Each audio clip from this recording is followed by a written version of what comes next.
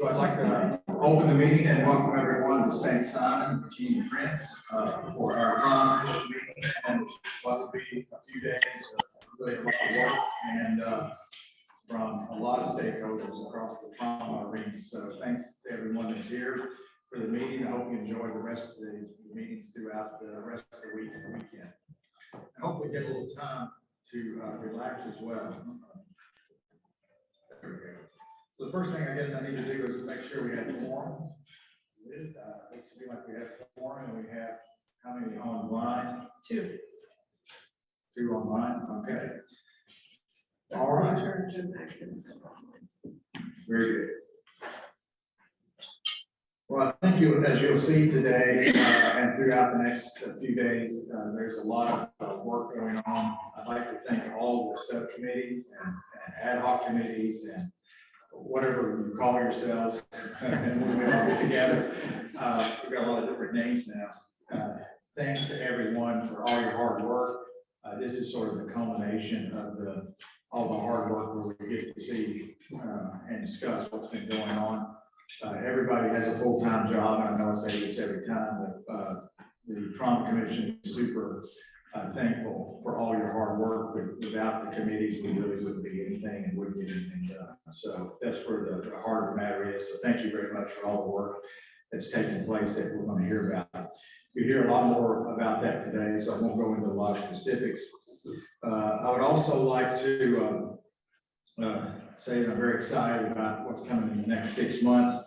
We have our level 4s. We'll have their consultative visits from the Pennsylvania Trauma Society Foundation, and that will be huge to really provide support to our level 4s and find out what their needs are and try to work on giving them the support that they need. We'll also have our ACS Trauma System Rural Focus Consultative Visit from the American College of Surgeons. That's scheduled, I believe, the week of the January 9th through the 13th. So again, just a tremendous amount of work going on for our rural hospitals and trauma centers and system development. I'm very excited about that. Which leads into some work that's coming to fruition from that committee. We just submitted the level 3 and level 4 cost of trauma center readiness to the American Association for the Surgery of Trauma.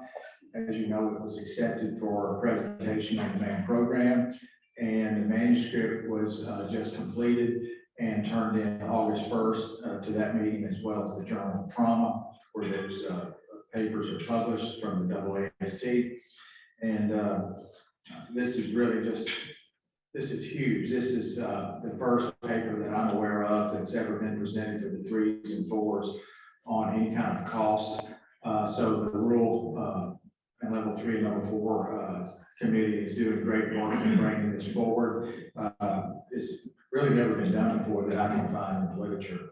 And I think that's why it was accepted for the presentation on the main program. So I'd like to acknowledge some people there. The folks that pulled together the manuscript and worked so hard, crunching the numbers and the data. I see 3 of them sitting back here at the table: Dr. Patterson, Dr. Register, and Kelly, as well as Regina and Liz. Had a lot of input and work on the manuscript. So thank you all very much for your hard work. Can't wait to see what kind of reception we get at the meeting. The final thing I'd like to go over is we lost a giant in the field of trauma surgery recently, Dr. Walt Ingram, who was the director of burns at Grady. Walt's been there forever, and if you think about Grady and you think about trauma, you think about burns, certainly, the first person that comes to your mind, at least it comes to my mind, is Walt Ingram. He really built that service. And just his unexpected death was just really a blow to all the healthcare providers. Certainly at Grady, but his footprint was much farther outside of Grady in Atlanta. A lot of us knew him very well. I actually, when I was a fellow back many years ago, Walt was actually one of my attendings and used to teach me how to do burns, and learned at a very young age how dedicated he was. There was not a lot that Walt didn't know. And if he didn't know it, he'd figure it out and take care of his patients. And he was truly an innovator. Well, many of you may not know, he actually worked for NASA. He was, I forget his exact title, but had an engineering background, I believe, and worked on the flights out of NASA. I think it was a space shuttle program at that time. So he, is that right? He's just a very interesting, very intelligent, very smart guy that really always put the patients first, always was, I can do it, we'll figure it out. He never would take failure as an option. So I'd like to just pause for a few minutes while we recognize and remember Walt.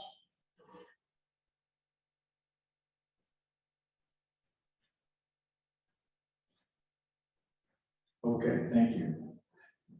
So at this time, actually, I guess I need to get the minutes approved before I turn it over to you. So is there, bringing up, I need a motion to approve the minutes?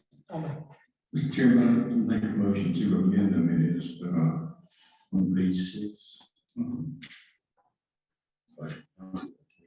Very top paragraph.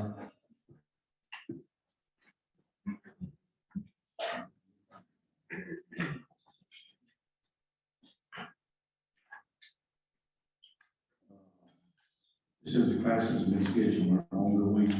That's under the March policy. Those classes have not been scheduled and ongoing classes. I think that we were talking about our classes that we're doing with the Georgia Association of EMS. So my motion is just to remove that one bullet point. Okay, can we get a second for that? Yeah. Okay. Second. Okay, all right, so open for discussion. Any other amendments or corrections or concerns? Okay, all those in favor? Aye. Aye, Okay, we have 2 ayes online as well. yes. All right, that carries unanimously. So at this point, I will turn it over to Liz, our executive director, for her update. Oh, and I need to make, if y'all didn't hear the IT, hit your button when it's red, you can talk, they can hear you, and then turn it off. All right, good morning. Thank you. For those of you who are either online or for those of you here today, your report, Gabby posts all the reports on our website under events. So this entire packet is viewable and it's usually there at least a week in advance. So if you can't see the screens, I know we're doing the best we can, just please feel free to follow along with that. And you'll see that I've provided just sort of a high-level overview of everything that is sort of either a big initiative for us or a project. A lot of this crosses over into the committee work, so you'll hear a lot more detail about a number of these items. So I won't go into great detail on this because you can certainly review it yourself. I'll just hit some of the highlights. And one of the big things around finance, we have a pretty stealth budget report, so not gonna focus on that. Great job. Yeah. Is the creation of our Georgia Fund 1 trauma account. Yay. So our new trust fund that is our super speeder funds that go directly to our trust fund. That's a little bit different now. So we have dedicated funding, which is very exciting. And that account was actually just established just about a week ago. So we have ongoing calls with both our partners, our finance partners at DPH, as well as the Georgia Treasury, just to make sure that Katie and I understand how to access and look at our statements and our money and all that sort of thing. So much more to come on that. It's very exciting. You'll see some future meetings and key dates there. We're really excited about our November commission meeting because that meeting always coincides with World Health Day. It will be a huge rural focus this time because the Pennsylvania Trauma System Foundation, one of the board members who's also going to be one of the surveyors for the level 4 centers, as well as one of the nurse surveyors are going to come do an overview of strengths, opportunities, and recommendations as a result of those visits. And that'll be the last time we're sort of all together as a group before the ACS Rural Focused Trauma Systems consultation happens in July. So we'll have a lot more logistical information around that visit to share with you. Probably a lot of it pushed out by email and by our website because we'll need to really prepare for that ahead of time. One thing I did hear from the ACS just yesterday, they emailed Renee and I, and it looks like that week of the 9th to the 13th that they will be here in Georgia with the team to do the stakeholder meetings. They tentatively have scheduled Monday, Tuesday, and Wednesday of that week to do the stakeholder meetings. So they anticipate that they'll be in Cordele on Monday and Tuesday.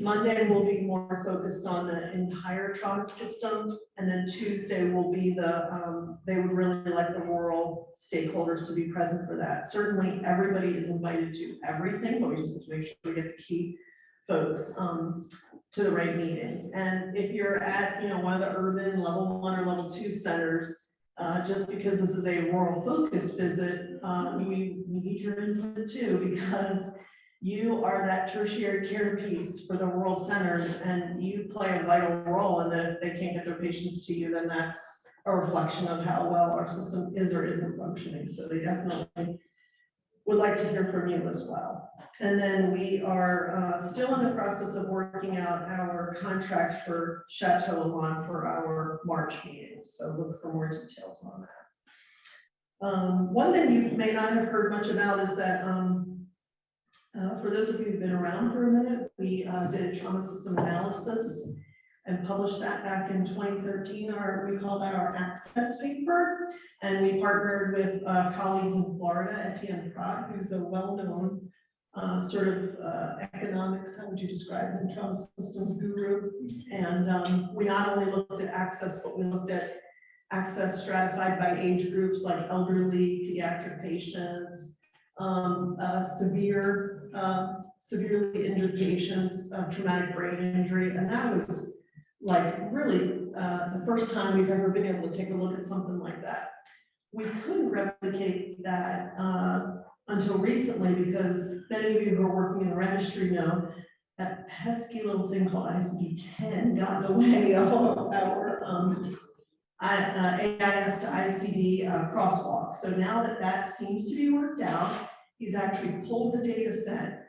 We have just struggled to get together to get a meeting to kind of talk about what that looks like. So we're really excited. And I think when he did that originally, he came and did a big slide deck presentation, and you all need to see that raw data. So once we can have at least a preliminary, because he gets a little wild and his slide decks get a little big. So we got to rein him in a little bit, and then you guys can take a look at it. So we're very excited about that.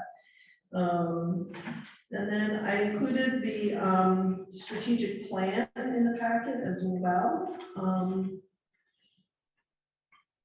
I think that's actually more a little bit towards the back of my report. We just did updates to our strategic plan, and you may recall our strategic plans for the governor's office planning budget are more sort of agency inward focused.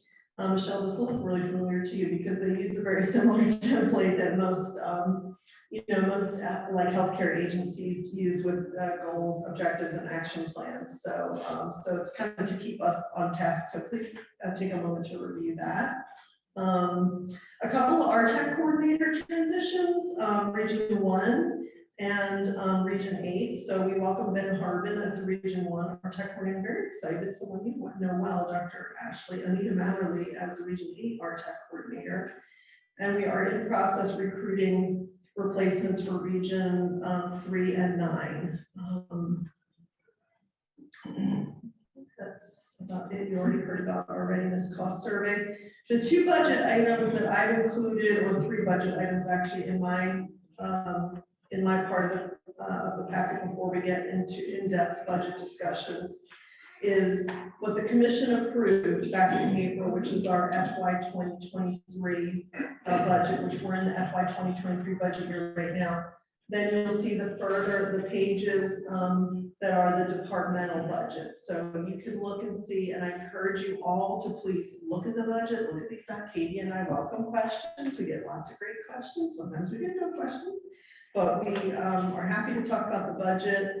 One of the things that the administrators group is doing is looking over some of these funding formulas, and they've been sort of the same funding formulas that have been in existence in a long time. We just want to have some sort of validation that they're still working and they're still useful. And that was part of the reason for the readiness cost survey, so we can see, how does that compare? Because we know we're about under 10 cents on the dollar for the level 1s and 2s, and how does that equate to what we're funding the 3s and 4s, and what opportunities exist there to get them more funding. And you'll see a little flyer about the ACS systems console, and then the stakeholder invitee list, and those folks that we'll be targeting to make sure that they're there. And I think that's it, unless there's any questions. Cheryl will be giving you in her report for the foundation, a detailed rundown on our welcome reception tonight. Okay, so, I think that's it. okay, Dr. Monero's budget committee report, please. Good morning, Chairman and guests. The budget subcommittee is closed out FY 22, and so we will have a more in-depth detailed report than we typically do. But to start things off, I would like everybody to turn to page 36 in your packets. As y'all remember, each year on September 1st, we need to submit a draft budget of the upcoming FY. And so to keep things very simple, what we've elected to do is use the same format that we have used in the past, with the large categories of expenditures, and those you'll see the budget areas to the left. And then the anticipated amounts allocated to each. The detailed breakdown and so forth will be discussed in future budget subcommittee meetings once we get the final budget from the governor, but this will give you an idea of the large categories. And so this is the only item in the report today that we will need the group to make a motion to approve. And again, this is in draft form, just so that they get an idea of sort of what we're thinking for the distribution. So I'll give you a minute to take a look over that and look at the dollar amounts allocated to each. And remember, this is the first year where we will be distributing the full 21 million as opposed to between 14 and 16 million, and then the amended funds if we get it after that. So it's a little bit different. There's larger dollar amounts under each line item.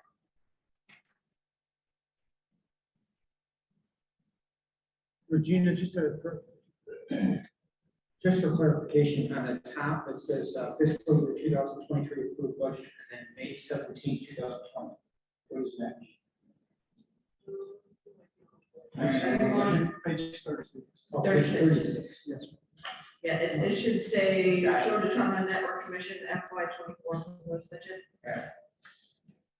Thank you.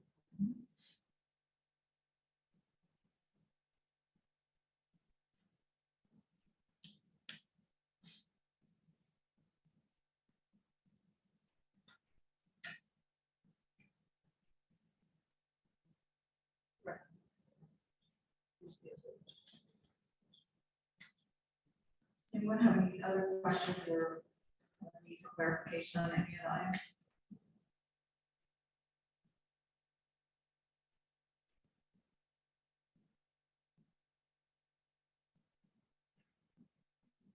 Sounds for a vote to approve. So coming from the committee, we don't need motion, we can just vote. Any further discussion? Okay, all those in favor, aye? Aye. Okay, 2 online, so that's unanimous. Okay, thank you. The remainder of our report is a very detailed review of the closeout of the FY 22 budget. It's confusing, I apologize. FY 22 budget, so you can see where the reallocation of funds went to and how much at the end was left that we returned to the treasury. We'll begin with that, and then we have some other detailed reports for year-end closeout as well. So I am going to turn it over to either Liz or Katie because they deal with this behind the scenes day to day. We spent a lot of time talking it through and understanding it. It's a lot of work. And I think it's really good for everybody to see exactly what goes on and sort of how the things get reconciled and balanced. It was overwhelming at first, but it helped to have a better view and perspective on our dollars and how we handle them. So I will let them battle out who's going to review the. So the first thing you're looking at is the FY 22 closeout. The far right column was the remaining funds that we had left over in each of the budget areas. It's page 35. I see people flip it the other way. Oh, yes. It's on page 35 in your book. That one page, yeah, there you go. The first section is our operations, and we had a remaining balance of 263,492. And that came from the full-time FTE position not filled in our staff salaries. And then some other, that was the large area of return. All the other areas were minor differences over and under that we didn't spend. Travel didn't ramp up until the end of the year. And then in system development, what we do with the RTAC funds is we have a carryover to is that A little bit. okay. With the RTAC funds, we hold over some funds from the prior year to ensure that the funds are on a PO, so they don't miss any pay cycles. So what we do at the end of the year is reconcile those and true those back up to the actual dollar amounts. And then also in Region 1, with him leaving through the year, that had a larger amount left over in his to reallocate. We did not fill the state trauma medical director position, so that was also reallocated. And then you move down to EMS, and this is where you'll see the reallocated funds. We reallocated to the EMS and to the trauma centers with a return of $418 this year to the treasury. That's amazing. That's absolutely amazing. That's a great job. $21 million, and we want to give back $400. Yes. That's All right, Katie, you gotta tell them, you get a lot of pressure for that $400. They want more of a buffer than $400. We Who's are, they? we are. The The state. state government. The big brother wants more. Katie, what's the typical percent return for other agencies? Just share that, 'cause that's pretty eye-opening. It really was, and when we saw the report, I was really shocked.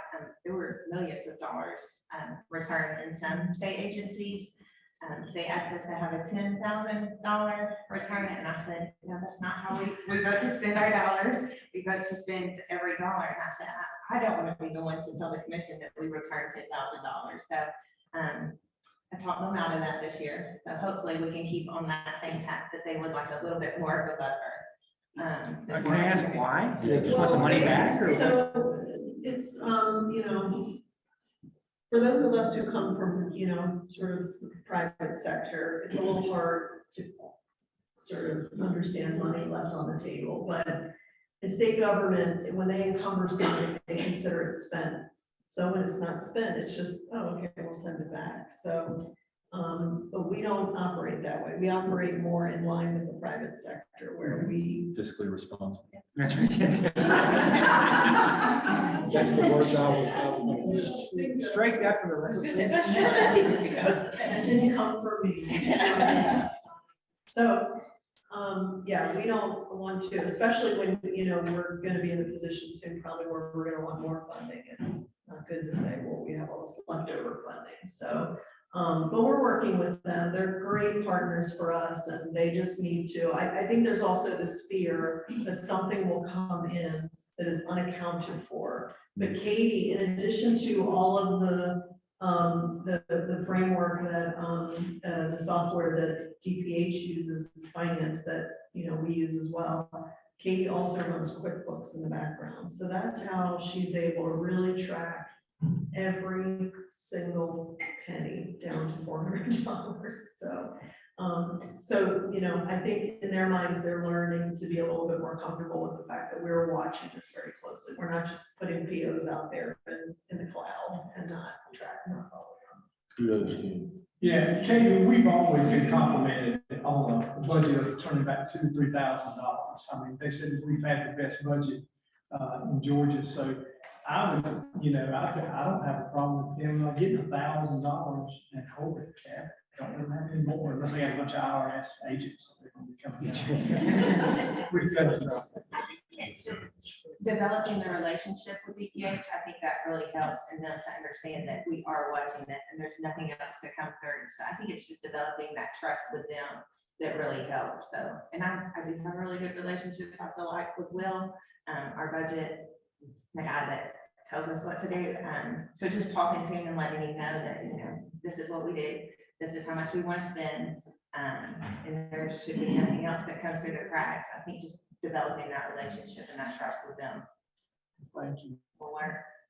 Yeah, I'd like to say again, thanks, Katie, that tremendous work. It sounds easy, oh, we just balance the check, but it's so much harder than that with the POs and things coming in different times, and there's just a lot of room for error, but by you watching so closely, that's why we're so close, and don't make mistakes, so thank you, very good. And we're creating also some financial dashboards so that we can demonstrate both to the commission and to TPH if needed, sort of where we are. So we've got some measures and metrics and benchmarks, but we haven't really decided the categories yet. Probably would be those we want and some other things like that, so we can track it pretty tight. And I think if we continue to show and demonstrate fiscal responsibility, hopefully we won't have an issue.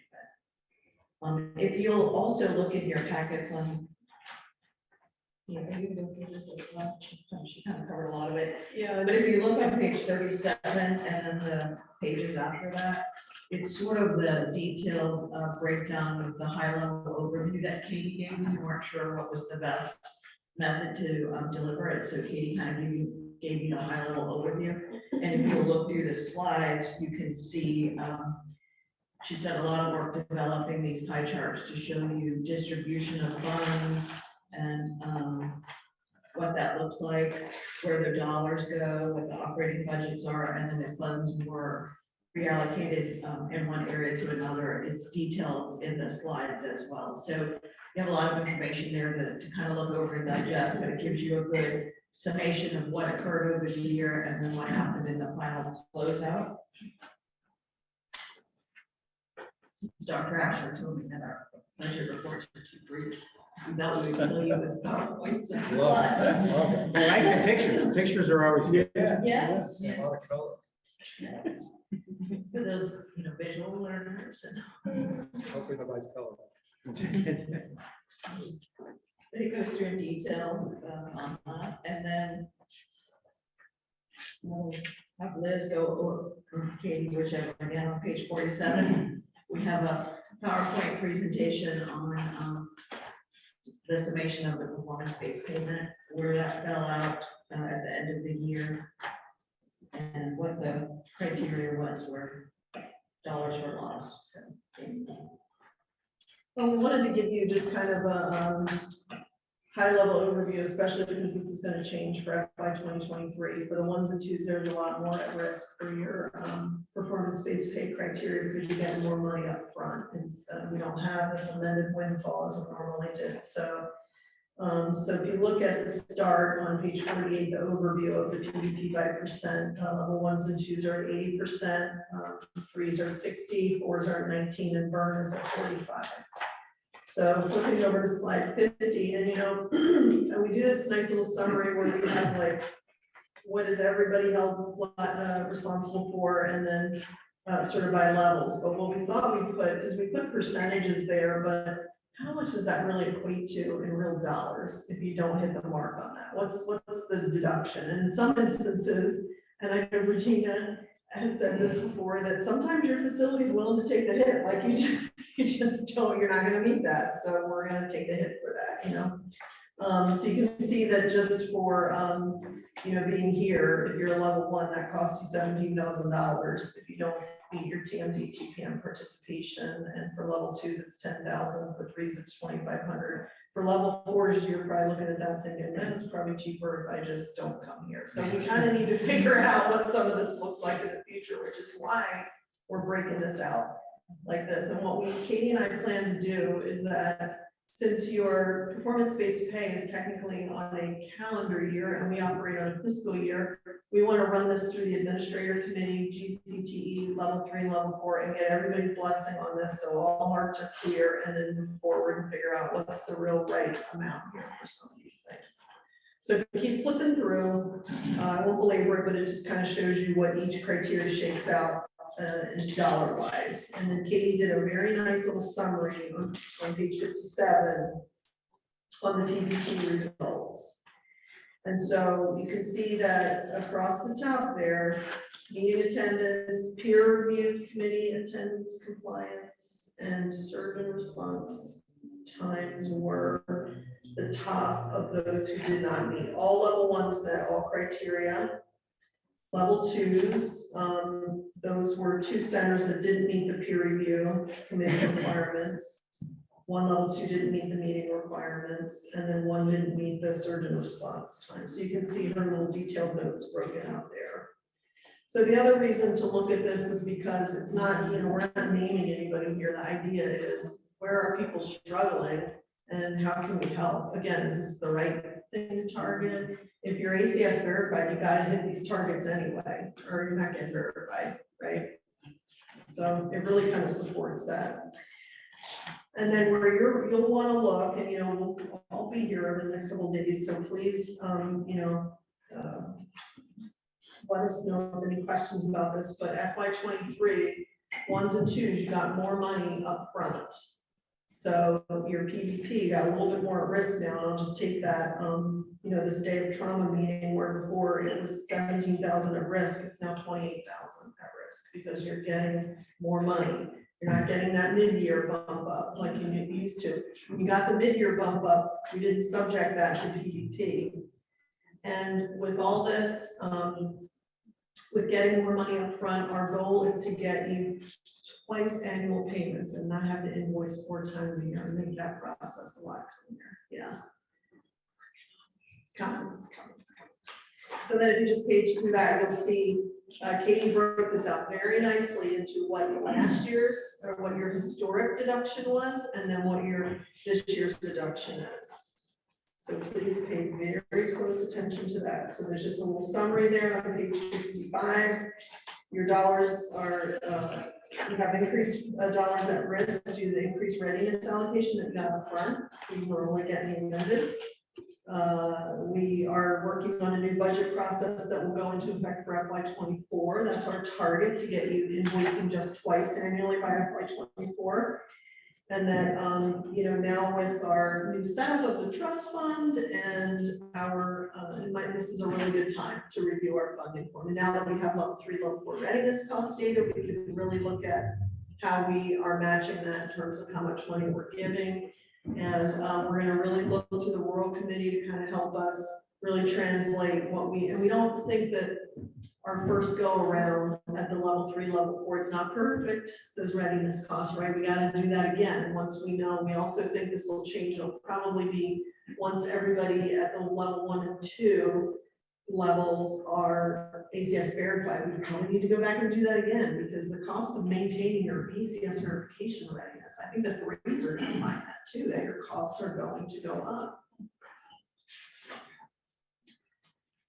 That's it with that. The last thing that the finance group would like to share with the commission and the audience is, this was interesting, the purchase order process and the purchase order summary. We discussed what would be really important to share, and since there was a tremendous amount of work that Katie did in cleaning up old outstanding open purchase orders, and they'll go into the details about that and how that all came about. But we will also continue to report open purchase orders year over year, so we can stay on top of that, so it doesn't happen again. But I'll let Liz give you a little bit of background on what purchase, how this all works, how the purchase orders get created, what they're for, and then how we kind of really, Katie, work to get it all cleaned up and to where it is today. So this will be the last portion of our report. And this is one of our metrics, as Regina mentioned, that we'll share moving forward. when Katie moved into her role and I joined the commission, and then the pandemic hit, like within 6 months, the governor's office came calling. They were looking for money, they were looking for unspent money. So they identified a number of purchase orders that we had from prior years that the money had not been spent and there was no activity on the purchase order. That seemed to be sort of one of their key things, that there was no activity. And if you had for example, a 2016 purchase order that, by 2020 didn't have any activity on it, they wanted that money. Because there was a lot of concern at the outset of the pandemic that we were gonna run out of money. So they came a calling. So what you see here is we tried to divide it out by fiscal year, and I'm happy to say that you don't see anything that goes past FY 20, because we don't have any purchase orders open since FY 20. And so, but that wasn't the case. We had like a number of them. You'll see we had 28 open purchase orders, over $1 million back in 2020. So we know that Katie just mentioned to you that sometimes we carry over like RTAC funds. Some funds are intentionally carried over. Our Arbormetrics GQuick project, that is a 3-year purchase order that we worked out in advance with Office of Planning and Budget, because we knew we wanted to use a one-shot amended funding opportunity to fund that entire thing, because it was expensive. It was a 1.3 million. So we whittled down those, all of that amount, and that was, I just want to say, I could not have even understood that if it wasn't for Katie, because she kind of worked with OPD back and forth. We kept running the list, and we kept calling vendors. Some people didn't know they had money, some just never invoiced for things, so it was just a bunch of cleanup. And now we have a much better process to track all that. And we didn't even have language in the trauma center contracts, like you could hold over, you could have one deliverable that was not met, and we held your money for 3 years. And we don't do that anymore. If you don't invoice for your money by November, you're not going to get your money. So please make sure you're invoicing timely. And that's why we want to reduce the amount of times you have to invoice us, because we want to get the money out the door. We don't want to hold on to it. So, so for this year, you'll see we have 10 open prior purchase orders. And again, a lot of that is stuff we know about because we don't close out the previous year timely, but kind of give you an overview of that. So on page 69, you can see here was the open purchase order summary. This is kind of what we were faced with. And you can see that again, it dated back to 2016. And out of that over $1 million that we had in open purchase orders, we were, Katie was able to really hustle and get in contact with these folks. And we ended up over $900,000 was able to be either repurposed in some way or paid or closed out, and only 97,000 of those multi-year open purchase orders went back. Jim, did you have a question?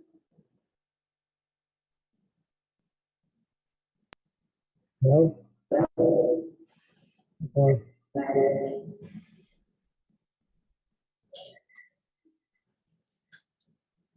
Jim, you sounded sort of muffled, but we saw your hand up on the screen here. We're just wondering if you had a question.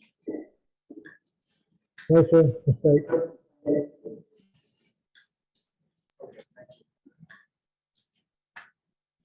So then on page 7, you can see, about 90% of all that money that was left open was returned. So with the 91% utilization, and what did we have, less than 90 days to make that happen? That was a big hustle, but we had nothing better to do. It was COVID, right, Katie? So some of the big things that we learned is important for you to know about is that, as Regina said, like the purchase order, if you're a vendor with us, we have to, purchase order is essentially an encumbrance. It's a piece of paper that says we agree, we contract with you or grant you this money, and we're going to pay it to you and dedicate it to you. Once the fiscal year passes, we cannot use that money on anything other than you. Whatever. So we have to think of some other way to pay you for something else if we didn't use all that money. So that's why we have to be really careful with the encumbrance process, because it locks us in, if you will. And so we had it was a very aggressive cleanup effort with all the vendors, and, sometimes with OPD, they were, they were a little impatient because even when we did the aggressive cleanup with the vendors, we knew we had invoices that were going to come in, but it takes a minute from the time that the invoice is received, paid out, and the purchase order is closed. And we're like, hang on 1 second, like we had it down to the penny, what was gonna be closed. So what are we gonna do in the future? What are we doing to prevent this from happening?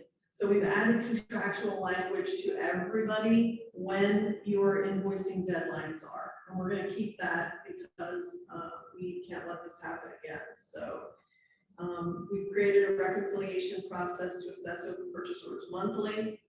And most important, I think, hopefully you all of you sitting in the audience anyway that are trauma center contractors, we've really enhanced our vendor contractor communication piece. We're talking with you. If you owe us something, we're not gonna let it go on for months and months. We're gonna reach out and say, hey, did you realize this is kind of hanging out there? We don't wanna hold on.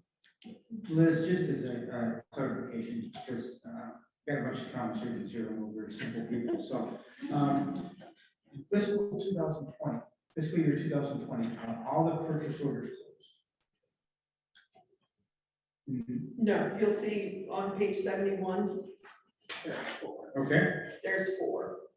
okay, And where you see GEMSA, that's actually not EMS education, that's hospital and nursing education that, again, we used, and it's part of it for us with Katie and I is learning really the ropes of how to spend the money. In state government, there's no such thing as like a bank account and we just draw down on it. Like you've got to name who the money is going to. So, and in some instances, it's really hard to find sort of pass-throughs for money, for lack of a better term. I don't really like to use that term, but so there's very little and there's nothing that we're not aware of. Some of these things like Apple and Amazon, those are kind of our office accounts that we just keep money on. So in case we need things, staffing, equipment, printers, computers, etc. And then again, that Arbormetrics one, we know that's going to remain open. That's a known thing. So what we want to do is reduce those open purchase orders, or we don't want anything to not be on our radar. We want to say, oh, that's open and we know about it. I think that's really it. Any questions on that? I know this is incredibly boring. I beg your pardon? For most people, it's boring, but fortunately, there's some people that really find it stimulating. And there's a compliment I'm getting around. But this is really huge because we had some liability here. The commission just had so many things going on and so many variables. So many successes that it was hard to keep track and we didn't have a good process. And so what you guys have done is spending hours of work on this is cleaning up the mess and getting everything organized where we can see where we are, moving the funds into the appropriate vendors and things and clearing those accounts out, and then setting that process so that we can still have 30 balls in the air at once, but not get confused. So that's my compliment. After framing it as a negative, it is very boring and tedious, but you all did great work in getting that done. So I think we're poised to move forward, and even Jim and I can understand as open trauma surgeon. I think even we can understand what's going on now. Whereas before that we had no idea really. The trauma nurse needed it dumbed down for. That's right. Exactly. But kudos to the budget committee. This is really strong work.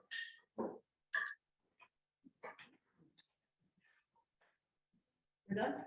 You're on roll. You want to keep going? I mean, you're dominating the meeting here. I go back to the chair, thank you. Okay. Hopefully the rest of the will be that short. Okay. Careful what you're short.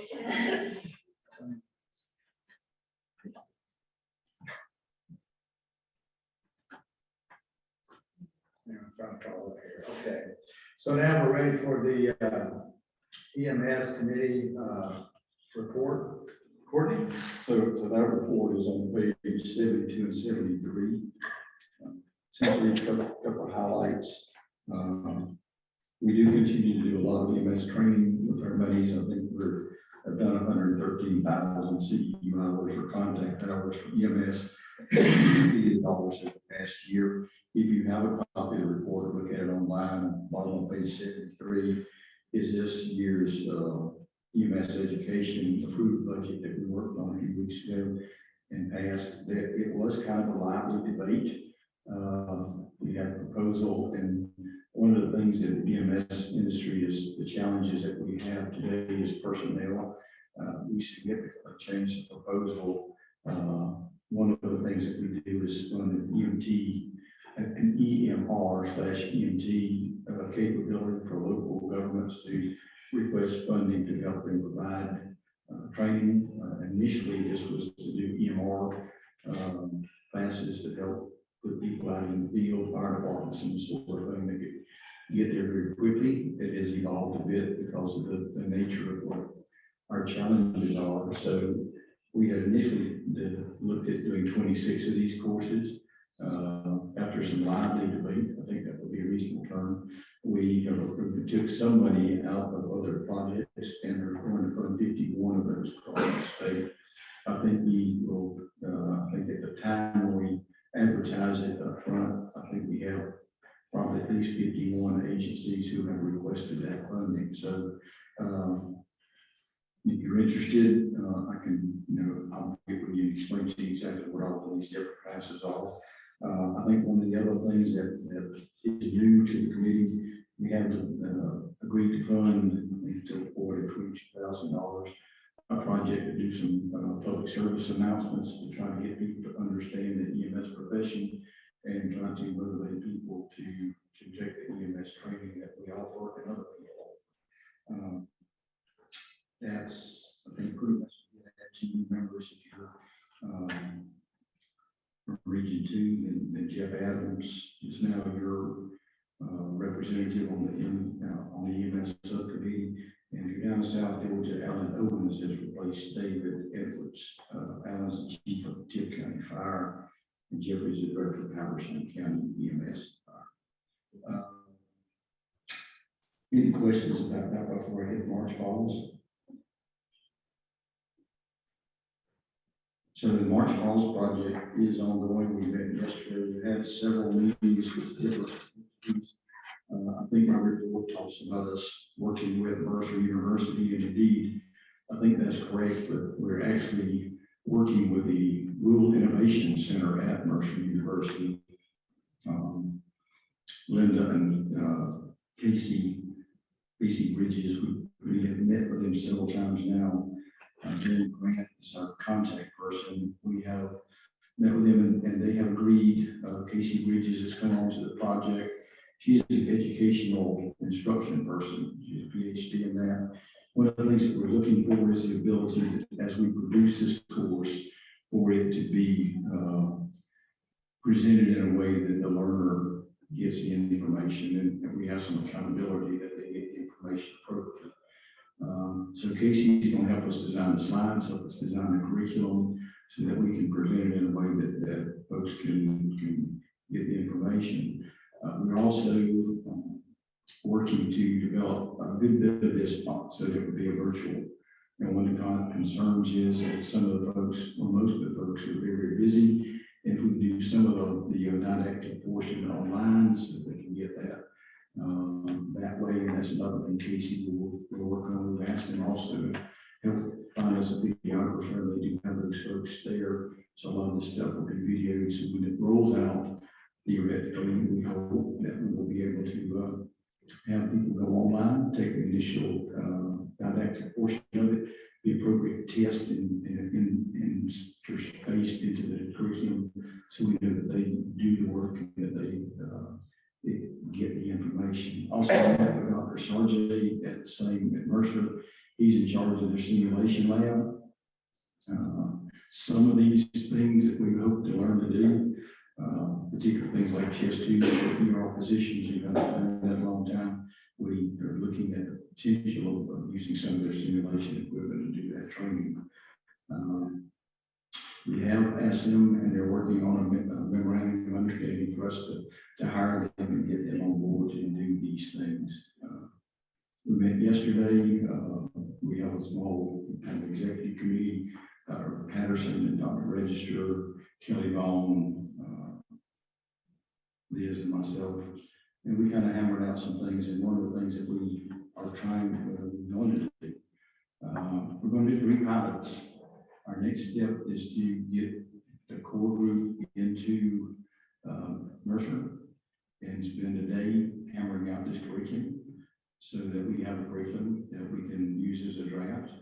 We plan to do 3 pilot projects, one in Swainsboro, because we picked Swainsboro, we picked Cordele, we picked Archibald, and because we got buy-in there. We've got people there who are already committed to this, and so we want to use them as our pilots or guinea pig projects. And the goal is that every time we do this, that we will, if there are errors there, if there's problems there, if it's not presented well, then we fix that and then we go on to continue to make it work. Yeah, hopefully when we get to the Archibald site, we will be ready for prime time, so to speak, and then start producing this course. We have set now a kind of a hard date to do the first course of Swainsboro sometime November, I think. My goal right at the moment is to be able to do the course before we have the November 17th commission meeting, which is rolled out the budget. So I'm trying to work with these folks to try to figure out what equipment we will need to do these classes and purchase that. A few questions. A couple questions. So obviously the project's been ongoing for some time. So just as a review, will this course be fully funded and the EMS personnel will be able to take it for free, or they have to work over money for it? Yeah, initially this will be absolutely free course. We have enough funding in the grant to produce the courses, and it will be free as part of the project. With 3 pilots, and we will try to develop, figure out exactly how much it costs. But the goal long term for me is and it's not an EMS course. The whole concept of the course is designed so that the EMS provider, the ER nurse, and the physicians at small hospitals will be in this course together. So what you have sometimes is, I know this is kind of shock deal, sometimes the EMS people and the ER people don't get along. I'm sure it doesn't happen in your community, but occasionally it does not. And sometimes they're not on the same page. And so what we really need to do is make sure that they train together so that as the EMS brings that patient in, that they know what happened before, they know what to expect. And several years ago, the first draft or first ideation of the CDC scheme on triage, the idea was if you had a critical injury that you automatically took it to a level 1-2 center. And if you look at the new ACS guidance, there's some headroom in there. And I think the headroom is designed for that guy who gets shot in rural Georgia and has a lung full of blood and who won't survive an hour and a half to get to a level 1 center. He will die en route. If we get him to a small ER and put in a chest tube, or if his blood volume is such that a couple of units of blood there and a couple of units of blood en route will help, then I think that's what we need to do. And part of it is get the rural ERs to step up and do what they do. And the rural EMS, majority of them, the rural EMS ought to pick them up, treat them, take care of them, take them directly to a level 1 or 2 center. So part of it is going to be trying to figure out that dividing line. And as we move forward, I hope, and we can develop a protocol that the EMS will accept, that the ERs will accept, the medical staff will accept, so that when critical trauma comes into a rural ER and the EMS gives them appropriate notification, they've got blood there ready to go, they've got all their equipment there. Dr. Register was brought up yesterday about, we got to find out what equipment they have, because if they don't have the equipment that they wisely thing, and I think that may be part of us to go to the legislature and say, these folks need this equipment. So it's kind of an exciting project. It's taking a little bit longer than I would like to get us to this point, but having said that, the delay actually has been positive in the fact that we brought some people on board from the innovation center that we did before. And I think that will help us with the success of the project. You had two questions?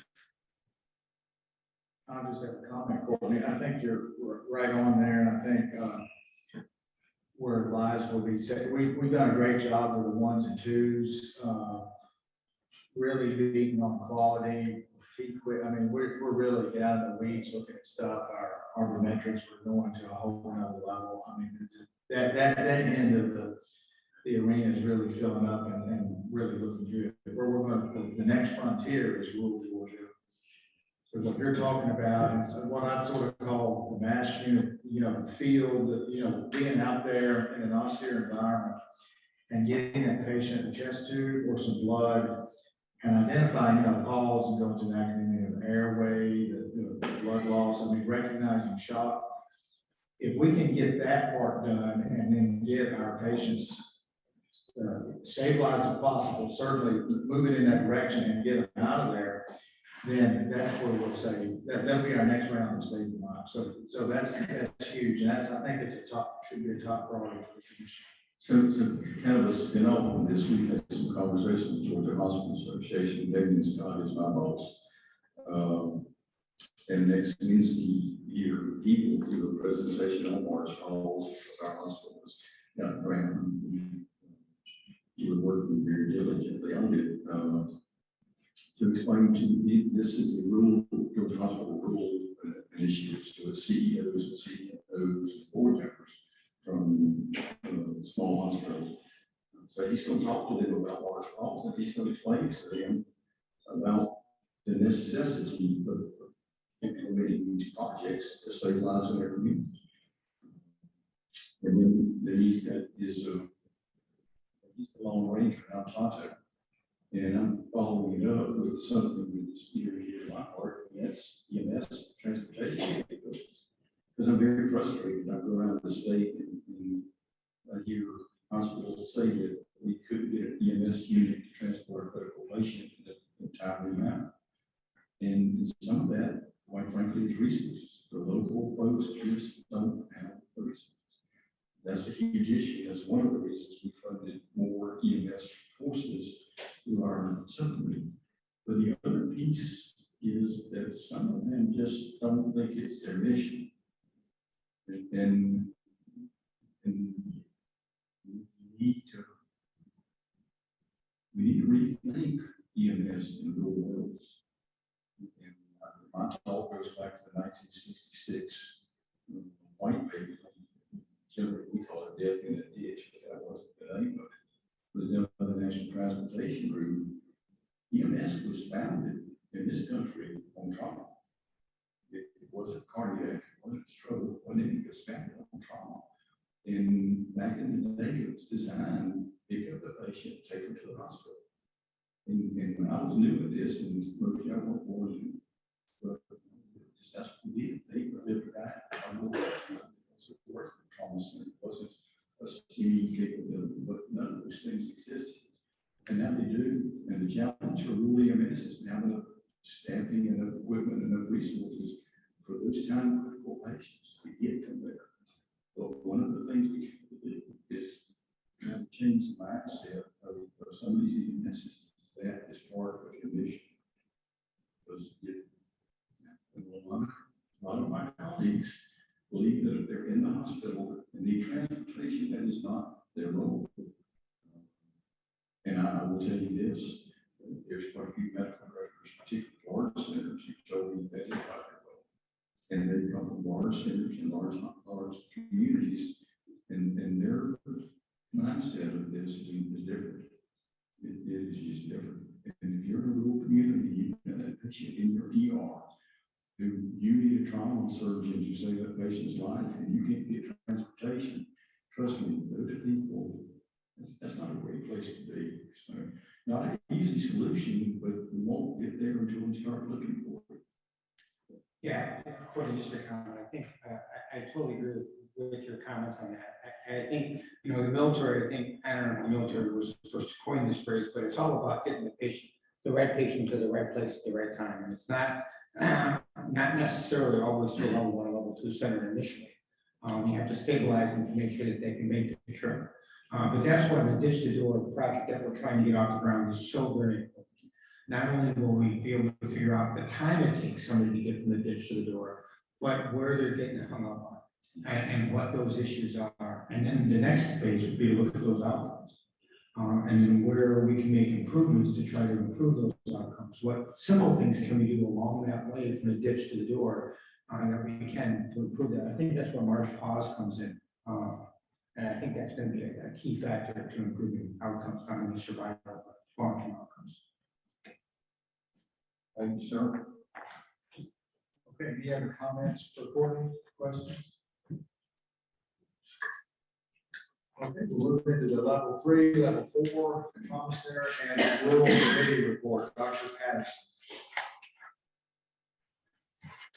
Thank you, Mr. Chairman. I think a lot of things have been discussed today from your report, the executive director's report, and the EMS report that are included in ours. I'll briefly touch on a few of those. The March pause process is ongoing. I think it's, from our committee standpoint, it's very important for training purposes. A couple of things that we discussed yesterday was using this as a way to entice other places to become more of a in the network, so to speak, maybe even with grant proposals, with accepting some of the classes. What equipment do they need, and what can we help out possibly as a future project that we can call in. I think one of the things that's been passionate for me is looking at you mentioned the military role, not done. The military looks at everything from 5 different roles. They're essentially the level 5 traumas, and they call them roles: role 1, role 2, role through role 5. And that's some of we're looking for those role 4 and role 5 centers that are not necessarily designated out there, but being part of this March pause process. And hopefully we can build a network across the state that will help out in transport. And I think I agree with you, Dr. Dunn, very much agree that the ditch to door project is going to be a huge thing that hopefully the level 3s, of course, can dovetail into to help you, because we all have our swords, and it's very hard. And now with the ACS identifying a new essentially level, which is the level 3N project, where you have a level 3 that's a high functioning level 3 center that has neuro capabilities. We have 3 of those in Georgia, and those are interesting. And so it's a whole thing that we're looking at from the Rural 3 and Rural 4 project March pause process. And I think, to coin your phrase, Dr. Ashley, you mentioned it may be the most important project we ever do in the state of Georgia, and it may, in fact, be the most important project. Our ACS trauma system consultative rural focus visit, of course, you've already mentioned, January 9th through the 13th. 2 different sites we decided on. I know that's very difficult. I'm one of those people that wanted 3 sites, but I think from a logistics standpoint, it's very expensive, but it's also maybe make this visit last a lot longer than 1 week. And I have a lot of time. I know this falls kind of right in the middle of the East meeting, but I think it's worth sacrificing, I think, this year to at least get this project off the ground and the site visit done. We'll be meeting in Cordell on Monday and Tuesday right now, Cartersville on Wednesday. We've identified 5 major areas that we're looking at, and we're working on the PRQ at this point through several meetings. We've had meetings almost monthly for the last 3 or 4 months on working on this project. That's very exciting. One thing that's not in our notes is, of course, the ongoing project of the level 4 centers with the Pennsylvania Trauma Foundation visits, which are reporting in October, and hopefully we'll have an initial report for the November committee meeting, or excuse me, commission meeting. Our very first project that the level 3s and level 4s ever undertook was having a resource document to look and see who across the state provided what kind of care, who provided replant capabilities, ECMO, et cetera, and where those people were. Contact information, everything from the big call centers to the individual level 4 centers. If you need to get in touch with someone, where are those contact numbers?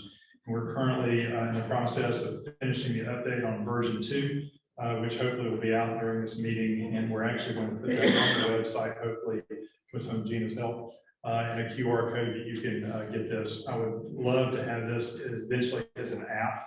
I know that all the trauma medical directors have a WhatsApp now that we can communicate with each other. We'd like for this to be an app where you can look up and give your location maybe by Google Maps, and you could find out where the nearest trauma center was to you, and the information would come up and who to contact immediately to get in touch with them. Want to thank the commission for the financial work with the level 3s and 4s, all receiving funding through the amended 22 budget for web-based registry and the ESO software that's been directly paid for by the commission. This will dovetail into all the level 3s and 4s, especially with Arbor Metrics, which has been mentioned earlier today.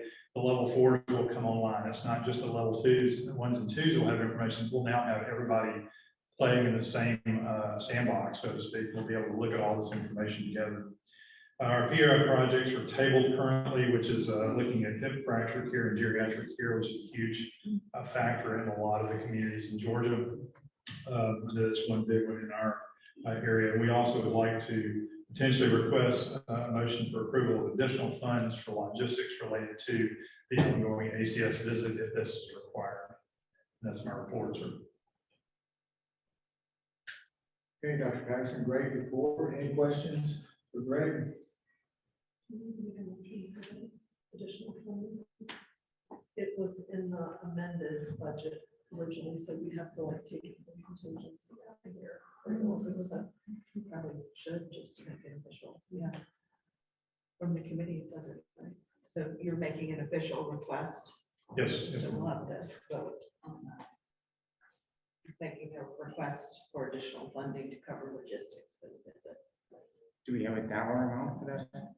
Do not as of yet, sir. The problem is that will be November before you actually find out about that. I'm thinking we need Yeah, probably. we just need, because this is why we keep like a certain amount of contingency to cover, but we didn't really have the piece worked out with what they cover, what we cover, but it looks like we're gonna be responsible for some of the on-site stuff like AV and catering and stuff. So I mean, it shouldn't be that much, but we just need a little buffer to make sure we can. Well, I think there's tremendous support for this consultative visit, so, I mean, unless you're gonna I think the original budget. follow a meeting in Hawaii, I think we should be able to. That's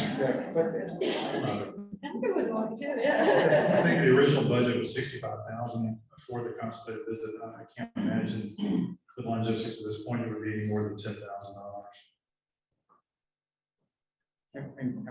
Can I make a motion? Yes, please. Yes, please. I make a motion that we set aside $10,000 for the consultative visit for level 3s and 4s, so that they can, yeah.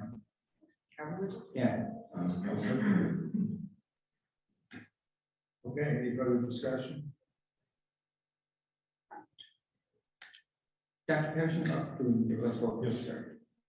So we're okay with that? I'm chair of the budget committee and we have funds and contingencies. Yes, sir, we do. Because we don't want to overdraw. That's what we want to tax you. Okay. All right. Any other questions or discussion? We'll send out free. Yes. Okay. All right, all those in favor of the motion? Aye. Aye. Why online, Dr. Fleischer? Jim, online, are you still there? Is that a aye? Yes, sir. Okay, I think that's an I think so. aye. Okay, all right, motion carries. Dr. Pearson, just a Yes, sir. quick question about the consultative visit, and I noticed that, is it a consultative visit for an individual center, or is this a statewide? This is a statewide consultative visit. So, out of curiosity, how can they do a statewide without, the statewide is for level 3, level 4, or is there a rural state visit? It's a rural, it's not necessarily just level 3s and 4s. It's actually a rural state visit and how all this meshes together with part of the component, as Liz had mentioned earlier, is the level 1s and level 2s in the metro area. But it's also transportation. It's the rural level 3s and 4s themselves and where they are, the geographic locations, the uncovered areas that we have in the state, what are the things that we need to look at? And those are the 5 major kind of areas that we have. Other things that we'll look at is personnel issues, training, physicians, nurses, all the other issues that we're going into. And all these will need to be represented at these site visits, or these stakeholder visits. They're not intentionally at any particular trauma center. The Cordele office, of course, is a rural state office of health. And then Cartersville will be up near several of the trauma centers. No one trauma center is hosting anything in this. It's actually for everybody to come down. And I'm begging for people at this point, I hope will show up for these visits, from the commission itself to the level 1s and 2s to the level 3s and 4s. I really hope and expect them to be there to voice their interests. I mean, we all have different processes that we're going through, but from ditch to door, and then from door to definitive door, if you will, and all those processes need to be represented. Excellent, excellent. Thank you. Dr. Dunn, this is kind of, we're like the beta for ACS. Yeah, right, ACS has never done this before. This is- Right, right. That's why they're probably asking as many questions of us right now and what we think are important topics to look at and things that we're having problems with, because they don't have any PRQ before what we're working with.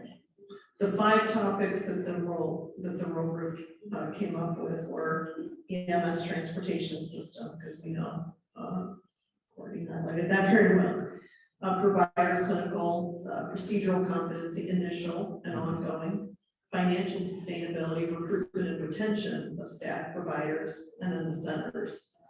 And then some of the dynamics between rural and urban Georgia. And then the lack of outcomes data and process measures to guide targeted effective interventions. We just don't have data. Hopefully we're gonna get there with our metrics. But those were the sort of in several conference calls that we had with them, we distilled down into those 5 areas.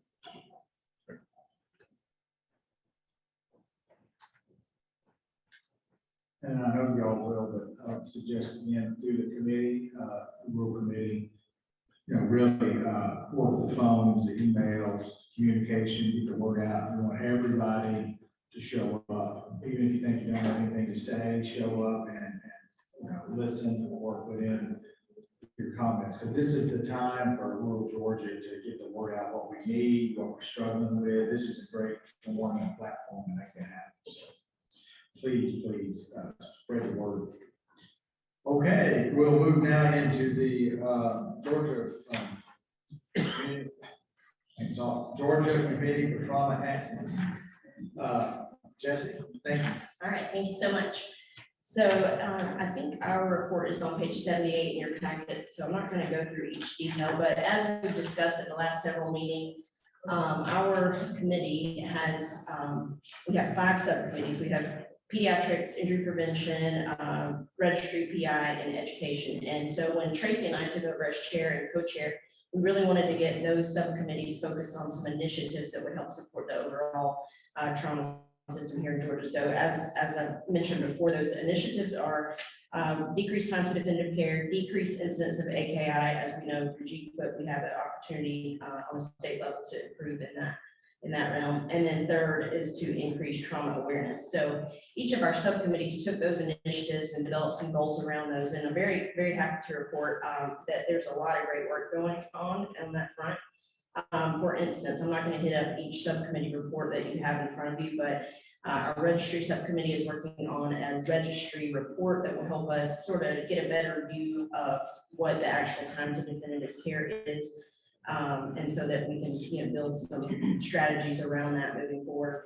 The registry committee is also working on several other initiatives as well. Our education committee has they're working on 2 initiatives to impact those overall goals. And one is providing education to our rural centers and to our lower level trauma centers and even our level 1s and 2s about what actually is time to definitive care. We say ditch to care or whatever it is we say, but they're really putting together a PowerPoint that can be sent out to anyone in the state really to sort of describe what we're even talking about. So they're putting that together. They're also working on a similar PowerPoint for acute kidney injury, doing a lot of literature review and just trying to provide some overall kind of high level tips for any user on those two initiatives. Also, I would like to really give a big shout out to our injury prevention subcommittee. They've done a ton to increase awareness of trauma to not only to healthcare providers throughout the state, but also to our community. As you guys know, the Stop the Bleed Blitz that they've been doing has been very successful. They just did another, I think it opened in July. They've trained over 1,800 people just with this last Blitz. And so they're really doing great. And Crystal reported that of the folks they've trained, 68% of those people had never received Stop the Bleed training. So lots of good work going on from their committee. They also are, they do a ton. They're just hitting lots of different fronts as far as traffic, injury prevention, violence, and of course, falls. As we all know, falls is our #1 mechanism of injury. So they're doing a lot to increase trauma awareness around those different things. Lastly, let's see, I was just going to read one more thing off. We did reinstate our GCTE executive subcommittee, or I guess a subcommittee, but we're bringing the chairs together. Obviously Liz and the team is there as well, but we want to make sure that we, as the chairs of the GCTE and the subcommittee chairs, are on the same page as far as these initiatives go, and that we're kind of addressing things at that high level that we can take back to the overall committee as well. So we just reinstated that group last week and had a great discussion. Our next meeting is August 25th, so we'll be able to report back from this meeting and from Day of Trauma. And then lastly, my term will be up at the November GCTE meeting, so we are seeking out our next co-chair, and Tracy Johns will be taking over as chair in the January meeting. So any questions for me? I'd just like to say, so I guess this is your swan song then? Swan, yes. I have one more. I'll report to you guys in November, and that'll be it. Okay. Well, I'll go ahead and get a head start. So thank you for all your work.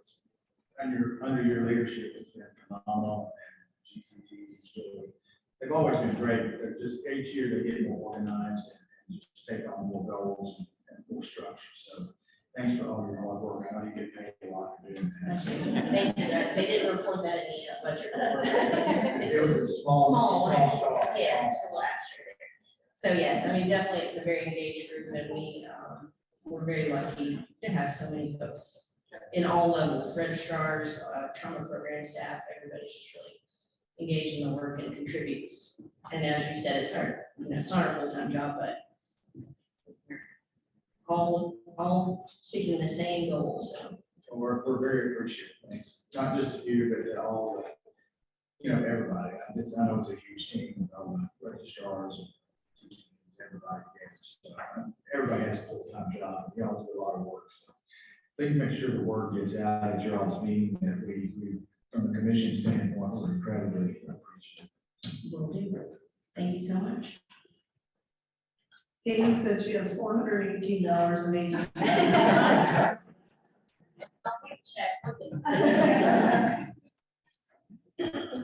All right, why don't we take a 15-minute break and then we'll reconvene at say 10:40. Okay, we'll start with the committee report, our next committee report, the Trauma Administrators Committee, Dr. Wallace. Thank you, sir. Hold on. There we go. Thank you. We had our last committee meeting July 18th. We actually had fairly good representation from the trauma administrators group on there.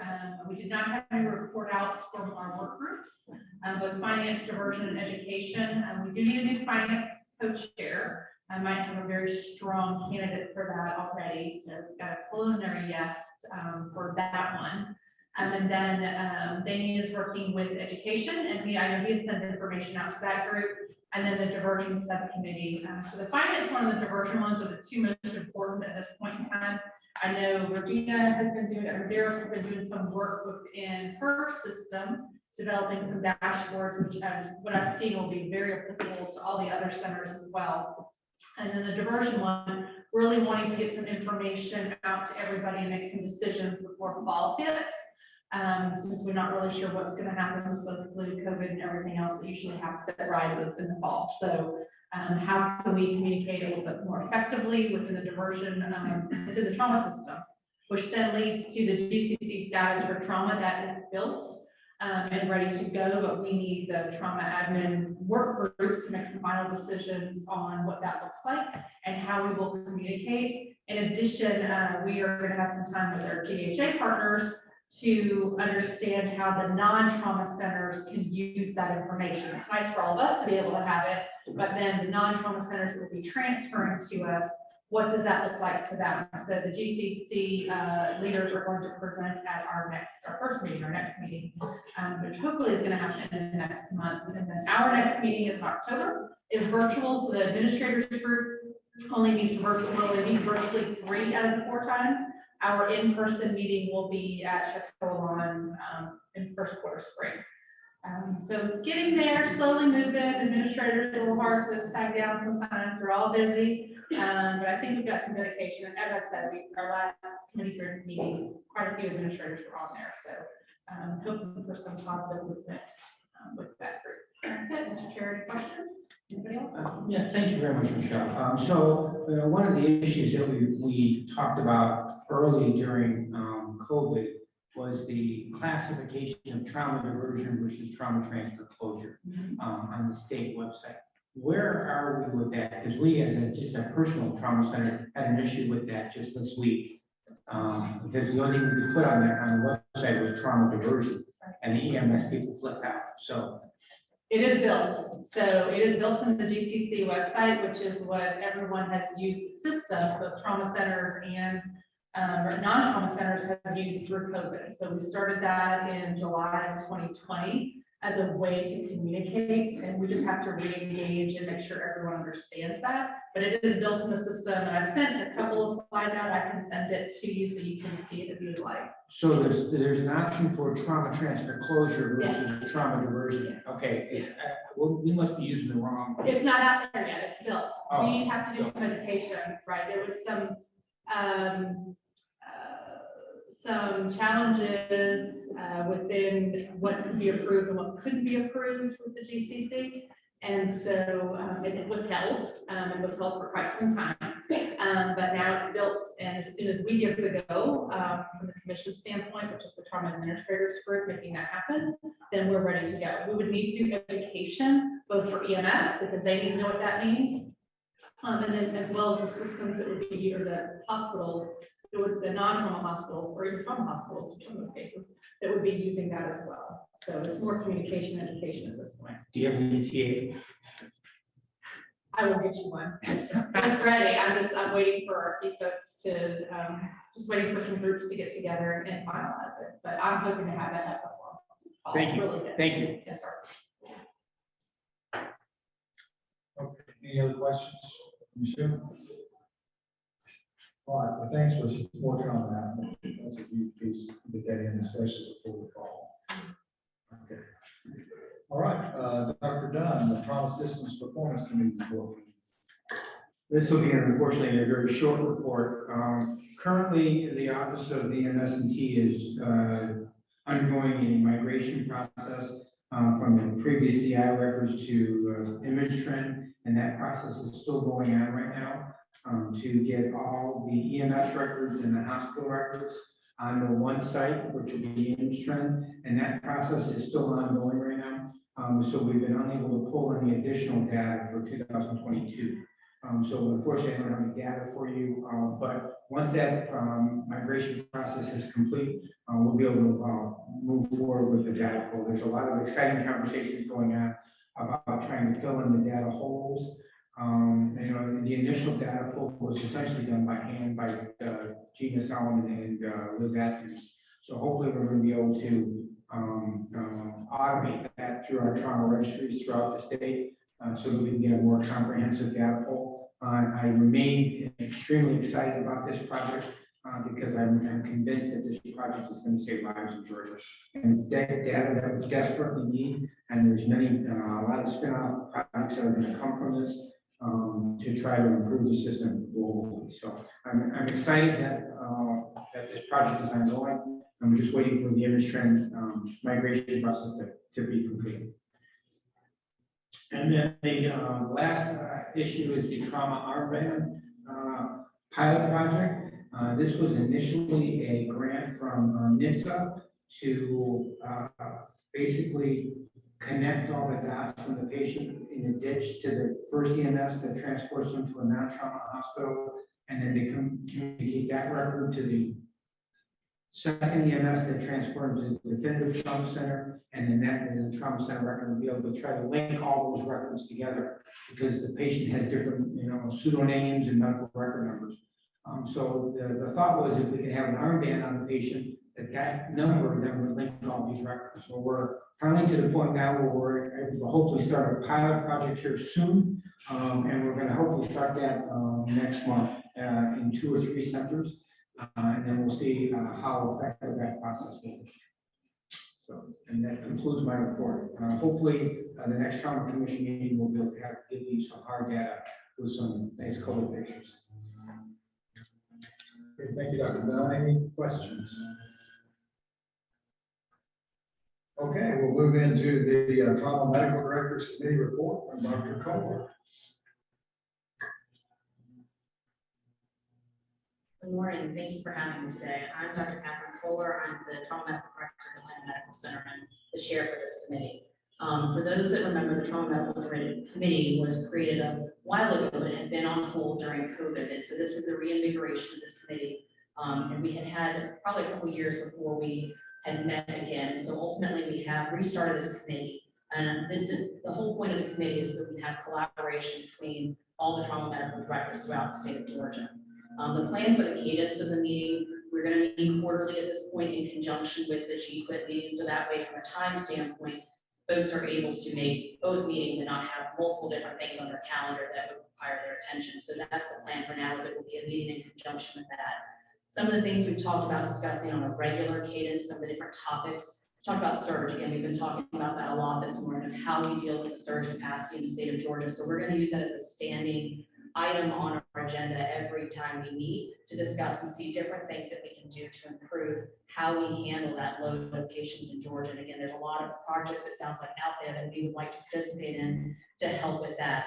We're also developing a resource document so that we can make sure there's updated contact info for all of the trauma medical directors. There has been some change over the last couple of years, just with different folks in there. We also want to make sure there's a resource out there to know what capabilities are at the center. So we're going to be working on that. And then a letter to the hospitals in Georgia from our committee that kind of discusses what we see and how we can be a resource for the different hospitals throughout the state. So that's going to be another document that we're going to update and resend out to the hospitals. Some of the operational issues we'd also like to discuss as a standing part of our meeting. We want to make sure if there's operational issues that TMDs face, that we can use it as a collaboration point so that they have different resources there available. How have you handled this problem? We're seeing this in our center. Are you seeing these same problems? It's just a way to really make sure that everybody has, experts, research, or different resources out there.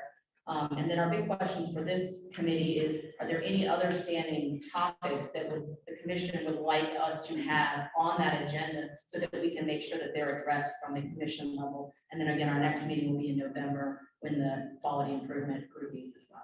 Thank you. Okay, any questions? Any questions for Dr. Kohler? Well, thank you. We're real excited about that committee getting rejuvenated. Thank you for going. Okay. All right, we'll move into the Georgia Trauma Foundation. Morning. You will see on the report that we submitted, we have a couple of projects that are listed there, and they're really ongoing projects, so I'll give you a quick update on them. The mission fulfillment one, last time the commission met and we gave a report, we mentioned that we were going to get started with Alexander Haas. They are going to be the fundraising council that we use to help build our fundraising infrastructure. We've gotten started with them. We're in the initial phase of work with them now. And basically what they've done just to get us going is to assess our internal operations. And they will let us know what it is that we need to do in order to put together a good foundation upon which to build to bring in money. So again, early stages with them. As a matter of fact, I haven't even spoken with Liz, but I think she had a call with them earlier this week. So we're off to a good start with them. The second project listed is the Continuing Education Database Project. That's our online directory that we're putting together for trauma educators. We're going to be providing opportunities soon for the educators to opt in. This is going to be a free resource. It's going to be password protected, but those who are going to be included will have to say they want to be included. We're just not going to automatically put people in there. The last thing I wanted to mention is that tonight we are going to be Oceanside for our welcome reception. It's on Atlantic Court from 7 until 9. I know you all want to be there and want to take part because from what I saw earlier, everybody is ready to socialize. And we'll be doing a lot of that this evening. Now, it is not dinner. We will not be providing dinner. However, there will be some light fare that's there. There will be drinks. Excuse me. Last year, if you were here, you remember we had a signature drink. It was Tito's Transfusion. This year, a different signature drink is called Tito's Heartbeat. So you'll have to be down there to find out what's in it and to get a little sample of it. But it's sure to get you going. Also, we're going to have some games. They're more excited about the drinking. I can't believe this. We're going to have some games. Last year, we brought out putter ball. We're bringing that back this year. If you're not familiar with it, it's a combination of golf and, well, I won't say what else goes with it because you'll associate it with drinking, and that's not really what it is. But putter ball is going to be there. It's going to be fun. And then also, we've added cornhole this year. So for those of you who are at Barnsley, Chris, Jesse, I know that you all are real competitive when it comes to cornhole. We're not going to do any official competition. However, we'll let you all decide how to come up with the game plan, whoever comes out on top. We do have a little basket that we'll be providing you with. And let's just say, again, sorry, it goes back to drinking. It's courtesy of Tito's. So, it's just time to get together, come together, have a good time, catch up, and just relax for the evening before we go into day-long meetings tomorrow. Okay, thanks, Cheryl. Any questions for Cheryl? No insider information about the cornhole. Cheryl, Dr. Governor, just so, what is your timeline for fundraising? When do you think that the foundation will be at a point where they can start bringing in dollars to the state of Georgia from a foundation standpoint? Well, we'll probably do some small things early next year. However, I can't give you an official timeline yet, and that's only because that's part of what we're going to determine as we work with Alexander Haas. They've got to look at everything that has been done in the past. They've got to look at how we were set up to better determine what we need to do and what we need to put in place in order to bring in that money. And part of that would be, for example, what is it we say when we go out to raise money? What is the messaging? What is it that we're going to communicate to people that will make them say, okay, Georgia Trauma Foundation, that's where I want my dollars to go. So that's part of the work in progress right now. And once we move through this initial phase with them, then I'll better be able to provide you with an answer as to when we may be able to do some real fundraising. But I do have some small things that we're putting in place that we can, when I say small things, it's like intimate gatherings, more like house parties or common tables. You may have heard referred to in the past. We're going to begin to do some of those things. But the reason why we're waiting, again, we want to make sure our messaging is together. Everybody needs to be saying the same thing. We need to be communicating the same message. And so the messaging piece is one of the first things we're working on with the fundraising council. Thank you. And Jim, just to support what Cheryl said, and Liz chime in, we had a strategic board retreat and met and came to the realization that we really were not set up from an organizational structural standpoint for success. And so a conscious decision was made that we would focus on establishing a strong foundation so we could be successful moving forward. And I know there's been a lot of frustration, and I understand that because the foundation has received a lot of operational funding from the commission with the expectation of seeing some fundraising coming down the line. But I do think we're positioned much, much better for that to actually come to fruition and see it. We just ask for the patience of the commission a little bit longer, because I think if we try to do fundraising on top of establishing an organizational structure for success, it may jeopardize one or the other of those processes.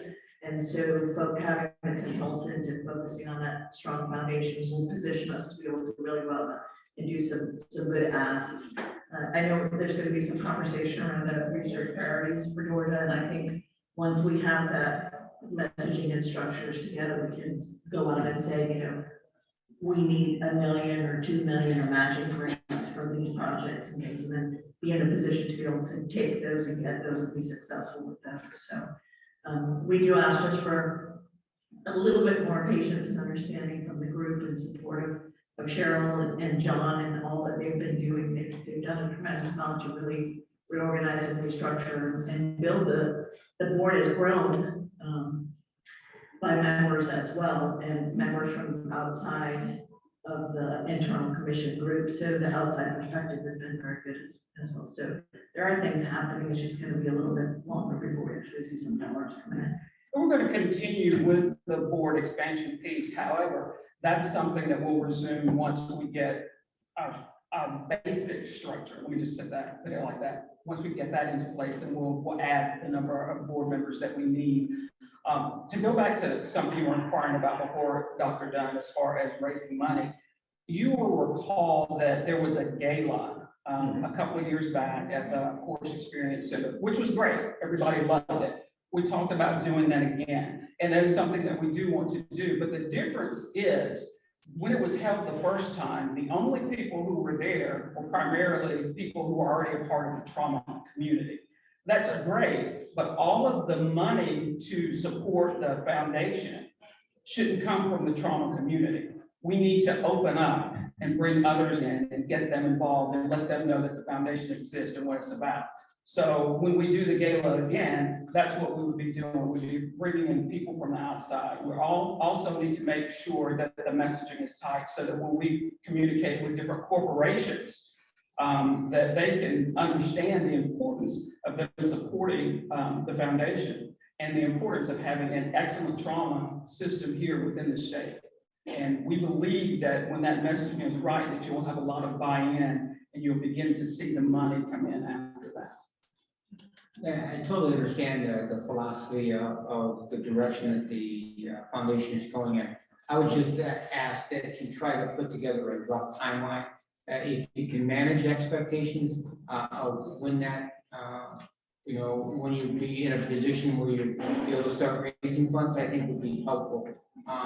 It doesn't have to be, we're not going to hold you to the actual month, but a generalized kind of where we're going. We're meeting with the consultants here for this period of time. We plan to develop a messaging plan over this time frame, and then we plan to start, raising funds at this point. Just a timeline would be helpful. You will certainly get a timeline, and I'll have a better idea of that at the November meeting. That's when we'll go through, I think, probably the early phases of this initial part of the engagement. I'm just going to say, Cheryl, I think you're on the right track, and I like what I'm hearing. And I think there's a lot of excitement with the foundation, and I think there's take a while to get there, but I think you're putting the pieces in the right order and what to do. I think you also, as you're working with consultants, you've built over the last few years, the pieces are starting to come together as far as your portfolio. So as you develop your brochures, or your talking points, or your message, you have a lot of components now in education that you can show this is what we've done, with hard data, numbers, types of courses, people that have been targeted or groups. You have the research component, which was very successful. Some of that's coming to fruition now, but where it's being presented or has been presented, being published. So you've got some things you can say, we do education, we do research, look at what we've done in a beautiful brochure. here's what we can do, here's our next agenda. So I think the pieces are coming together for the company for the consultant to help you put that together. So just don't forget what you've already got in your background. Right, yes, certainly keep that in the front of my mind. And then also, one of the things, and I haven't talked about this, is I've got a list of over 500 potential funders now, because what I've been doing is research since I came on board. And this is corporations, this is not even individuals that we're talking about. This is people who are part of either the business community and maybe big pharma who has dollars to contribute. So I've got a list from which we can work and begin to bring in money once we have, again, the foundation in place from which to work. So we'll be ready to go. Okay, good, excellent. Yeah, I don't want to be, thank you, Cheryl, for, I don't want to be redundant, but I do think that the key here is the input from the fundraising consultant, because the foundation has been replete with people who are content experts in trauma, but have not really had the expertise in how to raise money. And this is exactly what the consultant will be able to do, because to your point, Dr. Ashley, if we don't have a compelling message to give, and you're right, we do have somewhat of a track record with education and research, but if we don't give that message in a compelling way, then we won't be as successful. So as far as the timeline goes, we are moving forward. The consultant, I expect, will be reporting to us at our next board meeting next month, and we'll have some small fundraisers in the gala in the spring. So we are really starting to move forward.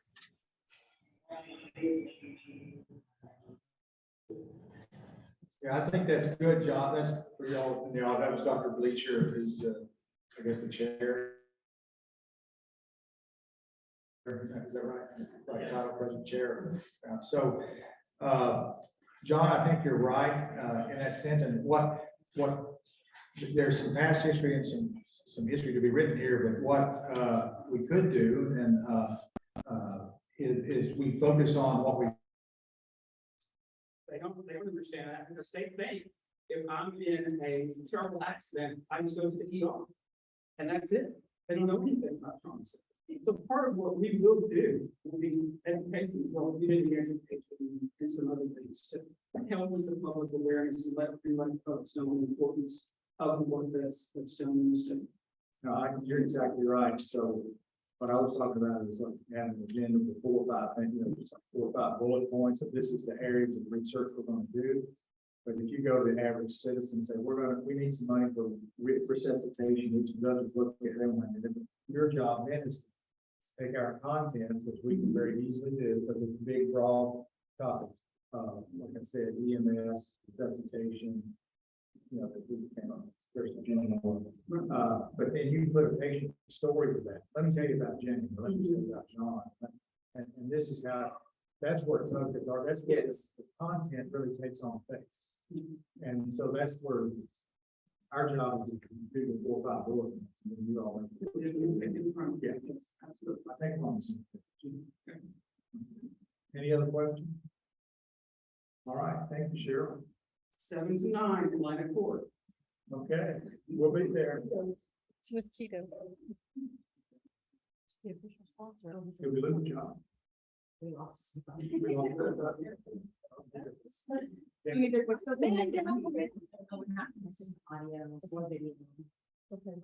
for those of you that are in cyberspace, there's a problem and we're working on it. We've got our 50 people on it right now. There's a whole team right here, 100 people working on it. Okay. Okay, we'll move into the Georgia Quality Improvement Program report. Dr. Todd and Gina, whoever's up first. I'll let him chime in. I just want to add on to Cheryl's welcome. Our big event will be tomorrow, so we'll tackle it tonight, but we start running early tomorrow morning with the lemon meeting. And this is a 7:30 meeting, starts at 8:30, so just keep that in mind. I'm really excited about what we have to tap for tomorrow, and excited. the progress that's being made. So you'll find my report on page 86 through 89. Just briefly, work group updates. They will all be reporting out in more detail tomorrow, so I don't want to steal any of their thunder, but AKI is working on the second data pool and also has a sub-project around some ISS estimations. TBI is going to present some of the data analysis that we did on the TBI data pool tomorrow, and kind of some next step thoughts. Opioid is working to refine the multimodal guidelines, so hopefully we can get that into play pretty quickly. And then we had a back work group that reviewed and updated the guidelines, which will be relaunched tomorrow with the group. So that will be great. I'm going to skip the benchmarking a little bit because we've got a couple of slides on that. Our peer review policies, we've got great work being done with our council on that. Also bringing in the required policies needed for our patient safety organization, which is part of our strategic goal for GQF, which will kind of be a great big umbrella and a good feather in our hat for GQF to be designated as a patient safety organization, and also provides us some broader federal protections for our peer review processes. So that's great. Our advisory committee is continuing to meet monthly. They're working on some of the PSO stuff. We're trying to develop some mission, vision, and values, because that's one of the things that we have to have for PSO. And we're starting to plan the winter meeting already. I know we're just sitting here at summer meeting, but we're already moving forward with planning for that. So back to, without further ado, the benchmarking platform we have launched. It seems like it's been such a long time coming, but we are here. We kicked off with Arbormetrics on July 1st. And there's a couple of slides in your packet about kind of where we're at with that and what's the timeline. So the first and second quarter of 2023, we should be live with Arbormetrics. So right now we're doing weekly meetings. I actually have one today with Arbormetrics to kind of discuss what's next. We're also doing some high-level discovery, like what we want to focus on, and the good work that we're doing in the subcommittees will feed into what we want to look at with Arbormetrics. I've done a lot of research with what NTQIP's doing, what's in the new grade book, what are some metrics we want to look at for that. NTQIP has been gracious and said, leverage whatever we've already built within their project, so that's going to be very helpful. We are working on some data strategy, data dictionary sessions on, what are we going to be pulling over, and then I'll be engaging some folks because, we'll need some input from stakeholders about what we're going to look at. So that's where we're at with there. And then the next page is just part of that Arbormetrics project is having access to raw data. So the way this will work is trauma centers will download their data to the ESO central site. We will do some data validation, some scrubbing, because we want to make sure that what we're sending to Arbormetrics is good. And then we will send one big file to Arbormetrics to that. So that's a much shorter bill. We kicked off with them July 1st as well. So we should be ready to accept data by the end of September for that. And we wanted.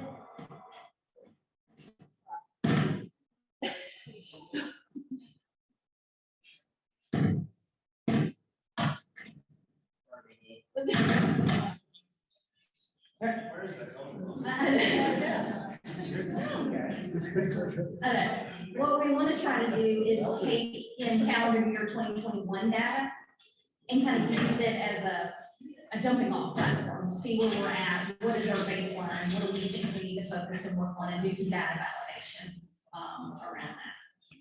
So very, very exciting to be able to be finally moving forward with that. And last but not least, we have a new GQIP research fellow. So Eli will be joining us. So Dr. Eli Laver is our new GQIP research fellow. He started with us July 1st. He hit the ground running. He's already presented a abstract so on some of the TBI data stuff. So I'm excited about the work we'll be able to do with him. And a huge thank you to Dr. Jesse Codner, who was our first. He set the bar really, really high, and we will certainly miss him. So I think Dr. Todd, anything to add? Yeah, I don't have much to add. I think Gina really hit it all. I think the big thing I would say is for the meeting tomorrow, we're kind of really excited on top of what Gina said. We really kind of listened last time, so we're gonna have some presentations with best practices from some of the centers, BT prophylaxis and then hip repair, and learn from some of those that are performing well. So we will use everybody's knowledge and do better in our own centers. And then also we're going to focus on the rural centers. March Paul's, I know Gray's going to present that kind of what's going on, where we're at in that perspective. And something we heard loud and clear last time was the pediatric focus. So we'll also have a session on pediatrics, and hopefully continue to grow that meeting and learn from what the members want to see and hear. So looking forward to it.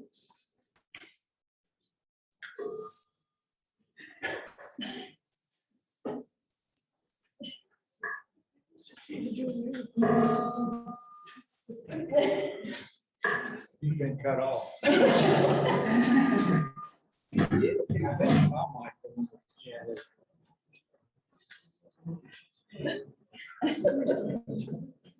Well, great work and great update on the Arbormetrics. I can't, it's hard to believe we're official July 1st. So I mean, that's that shouldn't be a small, that should just pass by. I mean, that's a huge milestone. So congratulations. Yeah.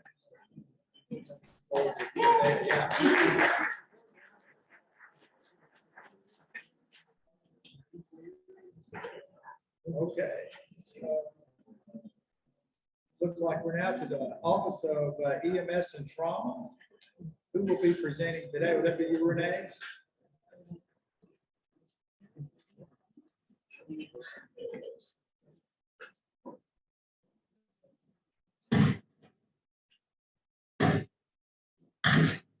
I would offer you a mic, but it's been complicated. Well, It was a hot I really mic. don't need one. Close enough. That's okay. Well, mine is kind of short. You all got the new map and list in your packet. I'm happy to announce we have 2 new level 4s in Region 4. We're building Region 4. So Wellstar, LaGrange, Southwest Georgia, and Spalding, Wellstar Spalding. They're both new ones. Henry is on the radar. That probably will be in the next maybe 90 days. And there'll be a level 3. So we're growing Region 4 very rapidly. So that gap, of course, it would be nice if we had some larger levels, but I don't think we're gonna, have one in that area other than just increasing the level 4s and the awareness there. So we're excited about that.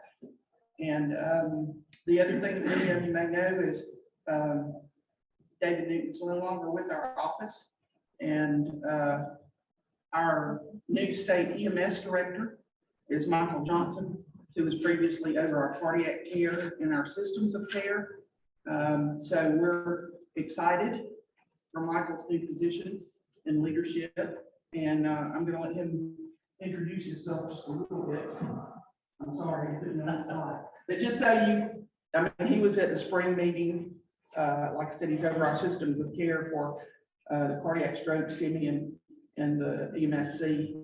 But we're excited to have him in that new leadership role. So just want to just say hey. Glad to be here, glad to be part of this, and looking forward to the partnership we can grow to enhance the care we provide to all of us. Thank you. He's got a lot of work ahead of him, but we're excited about him being in this role, and he's very approachable and is more than willing to work together with us. So, any other questions? Well, I have one. I'm afraid to hear the question. Can you hear me? Don't worry, we're cutting the speakers off. We're off? Yeah. I'll just talk loud. Mine's just a simple question for just organizational chart and infrastructure for the 2 trauma surgeons here. Break it down where we can understand it. So how's it with David leaving, and then just how does the reporting structure now, just for my simplicity? Well, David had developed a systems of care office that we're still up under the Office of EMS and Trauma. The state EMS director is still over that level, which is Michael's position now. But that involves our EMS and our trauma and our cardiac, stroke, STEMI, and the EMSC program. And then the maternal child health, did I get that right?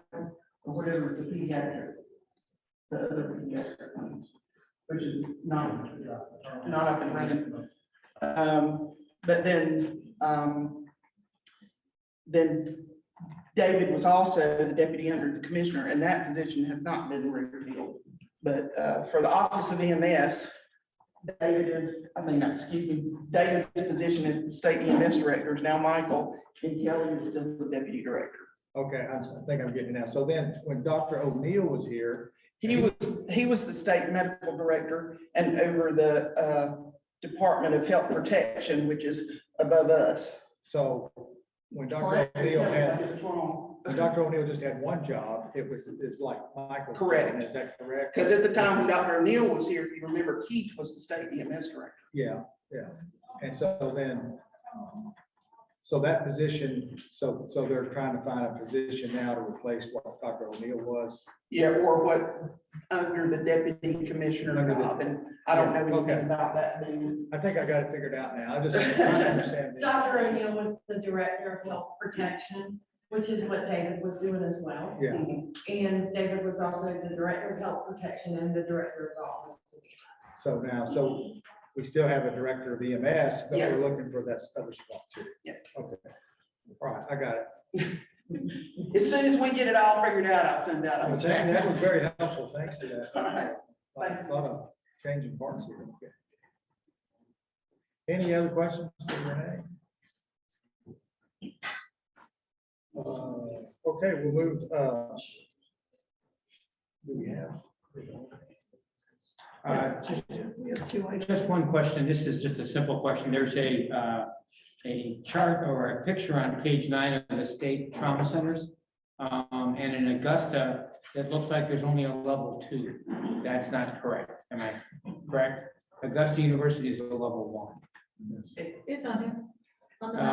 It's just got the wrong. They're kind of overlapping in some of the areas. Yeah, Okay. it's hard to navigate that map because we got some. What's not? Yeah. Pete Center's not listed. Right, okay. It's just that the colors are wrong. Yeah. Oh, I see, because it's a pediatric, so the words didn't come up. So the color for the pediatric level 2 is there, but the level 1 adult isn't showing because it's overlapping. Okay. I see what you're saying. I'm not the map guru. Yeah. No, I see what you mean now. There's a H, which is a level 2 adult, but there's only one of them. But, And that's okay. doctors, and that's doctors, but then the level 1, which is green, is not there. Who's in the breakout window up top? Is that Atlanta or is that? That's Atlanta. Okay, I may have to have him do a breakout of the Augusta. It's just so Because it many just boxes. overlaps. Yeah, it's just because they're so close. Good pickup, Jan. I mean, just for the non-trauma people who view this map, it's like. Yeah, I'll send it back to you. Okay. All right, thanks.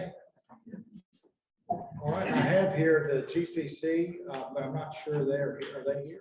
We had had them on the agenda since Barnsley. And I know there's been some transition, so how do we want to manage that? It can probably be, we can probably get an update in November. It's still in transition. Okay. Finalized with the reporting structure. That's good, and you'll probably know more about the deployment and all that. Okay. Okay, Maybe absolutely. you guide us on that. Yes. Okay. We'll move You can go over here. All right, we'll move into new business now for the RTAC coordinators. Stop the Bleed program proposal We have Crystal Shellman. with Crystal and Shellna. Hey. Welcome. Crystal, thank you so much. I'm appreciative of the opportunity to represent the RTAC coordinators. I'm the coordinator for Region 10, which is the Athens area. So we wanted to discuss the progress of the Stop the Bleed program. Currently, we have a 98% completion for all of the schools, which is something that coordinators are working very hard to complete. We've got around 80% completion of the school bus programs. So some regions have experienced more progress than others. And I'm on page 94 of your packet. I'm sorry, I should start with that. So one of the things that we wanted to discuss today is those who have completed or mostly completed their regions, what the next phase of Stop the Bleed looks like.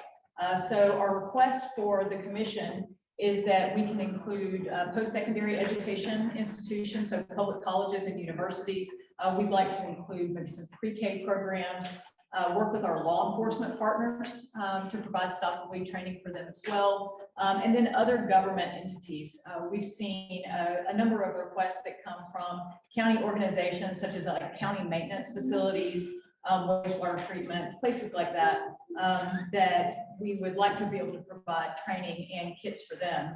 The request from the coordinators is that these would be regional decisions. So they would be made by the RTAC committees and then coordinated by each of the regions individually to decide where the needs are for those kits and trainings.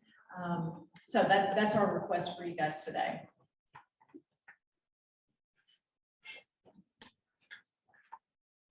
Okay, any discussion? I think I'm curious, is there any discussion with stadiums, high school football, baseball, college stadiums across the state of Georgia? Absolutely. So that's one of the, under the public education, so this would be our new tier 3. We'd like to include athletic organizations in that training and kit deployment as well.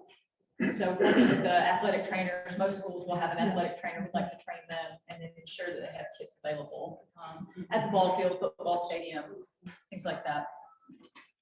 Crystal, on page 96, the proposed kit priority, so we're saying we're going to put 12 in every school, or there already is 12? So for the public schools K-12, there are 12 in 98% of those schools. Huh. This would be up to 12 kits per building for colleges and universities. And that's going to be a needs-based. In my region, we've got the University of Georgia. They have a very strong Stop the Bleed program there. But there's some other colleges that probably don't have a single kit or tourniquet that are available. So a needs-based decision for them. So what, could you rephrase the proposal then? So- We need a motion from one of the members, just because this is not coming from us. You can probably put that you accept the proposal as written on page 95 of the booklet, 95 and 96. Correct? It says formal proposal on 96. It's on 96. So There's no dollar amount. Sounds like it's just a distribution proposal, a distribution recommendation. It's not asking for new kits. Yes, correct. I mean, as soon as, when we get more data, you did a great job. Thank you so much. And I'm so proud of the RTAC, whereas we meet monthly now and we don't want to have a warehouse of kits that could save someone's life. Okay.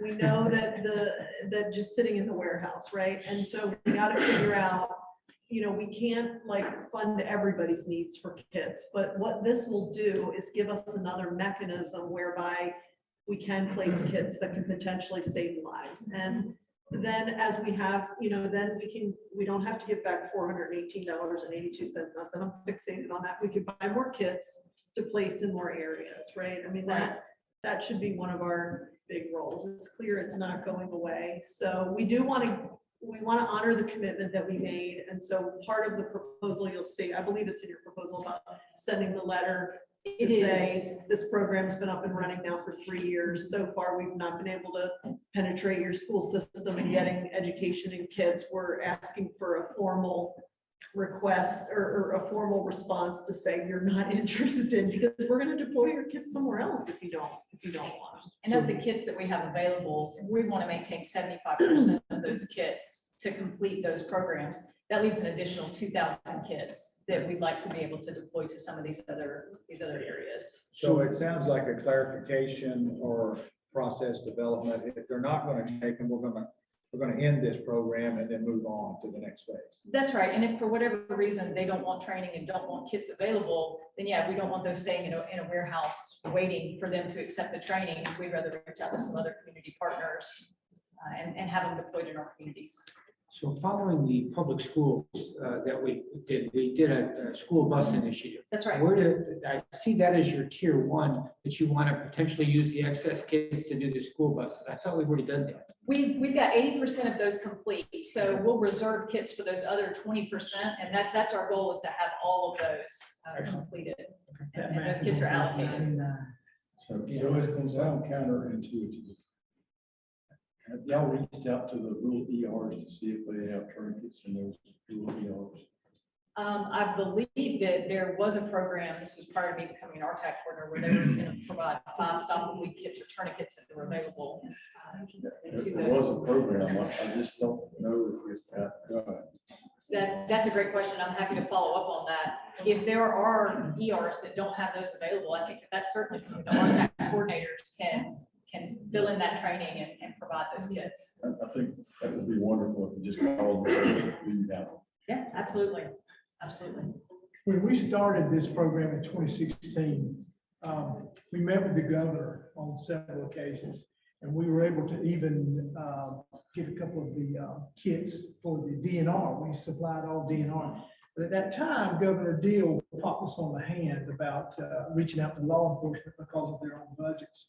I would be interested to see how Governor Kemp felt about us doing the same thing, because they're in tier 4, which I'm for it. I believe it's a great thing, but I think I would approach it at the same time. I don't have an issue contacting him to find out. Governor Deal was highly against it at the time. I think most law enforcement would prefer just to have a tourniquet rather than a kit. Yeah. Because they can put it on their belt. And I believe that there's many of our law enforcement that do have tourniquets that are already available, and this would be a needs-based. If there's any small departments that don't have those available, then we'd like to provide them. So I think you're saying you could include them, but you're not mandating you do that. You're Yes, just sir. Putting them in the bucket that we could talk about. But I think you bring up, I forgot about that. You bring up a good point that and it's just a logistics thing. You're saying they've got a budget, so why don't you spend it on people that don't have a budget? I mean, he had a good thought process. I don't know what Governor Kemp says. That's a good point. I'll ask him. So, well, can we get a motion then for the proposal as written on page 96? Motion to accept proposal as outlined. Page 96. I'll second it. All right, any discussion? I think my questions have been answered. Okay, all those in favor, aye? Aye. Aye. Oh, good, we've got. Okay. All right. This kudos to, I don't know if that concludes your report, but if not, it did. Well, I just want to say thank you for all your hard work and all the people that have been on this project.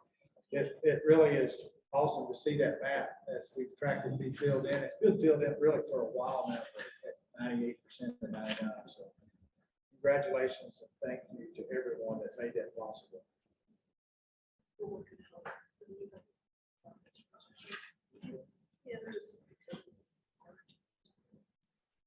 And I think too, what if for the people in yellow here in the cab, is that Clayton, Carroll, and Calhoun, maybe contacting their legislators. They, the legislators in those regions, they don't want to be the only one on the map that's not red. So that would be helpful. They may be able to open some doors and work with Send them this picture. That's right. Exactly. Send them this picture. Really, I mean, I've been at the Capitol when I showed slides, and when they see data like that, they're giving me their card at the end saying, call me, because they don't want to be an outlier. And they're a great resource. Something happen. God forbid something happen. Exactly. Exactly. So whoever's in charge of all of that.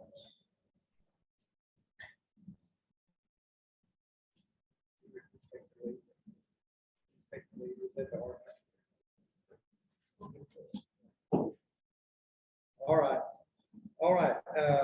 Moving into the GCEP Rural EM Force Collaboration, Dr. Smith.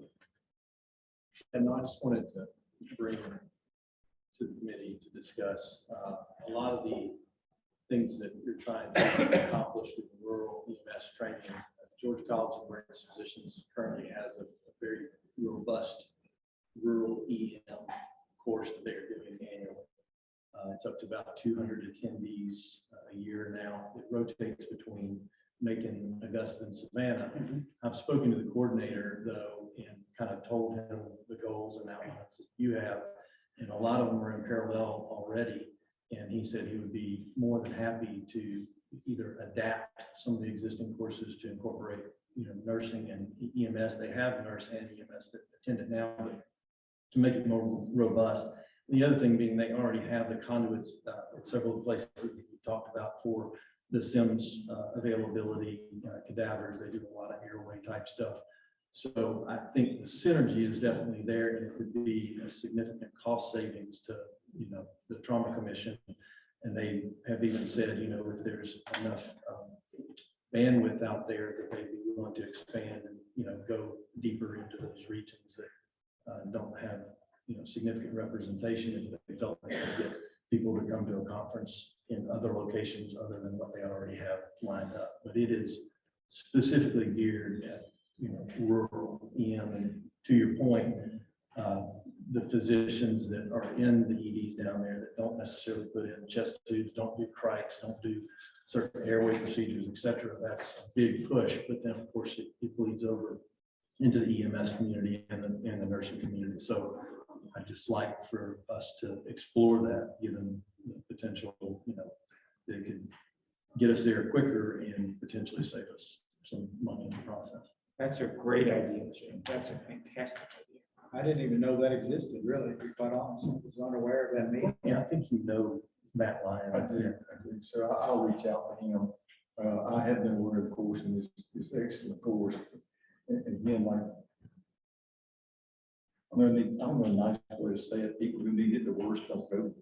How do you keep them away if they won't come? So I think that's a great idea, and I'll reach out about that. Great. Thanks for bringing that forward, Jim. That's really good. Okay, so anything that's developed with commission members or anything we've left off the agenda that's happened needs to come forward. Now's the time to bring it forward. Okay, well, I think we're gonna. If I could just remind everybody, our next GCTE meeting is August 25th, and that'll be virtual. And then the next one after that is November 16th, and that'll be in person. Okay, thank you, Tracy. All right, well, can I get a motion to adjourn? You can. Second is third, fourth. All right, I'm going to take executive authority to say that carries, and we are adjourned. Thanks, everyone, and thanks, Liz and staff. You guys did a great job, well organized, and well.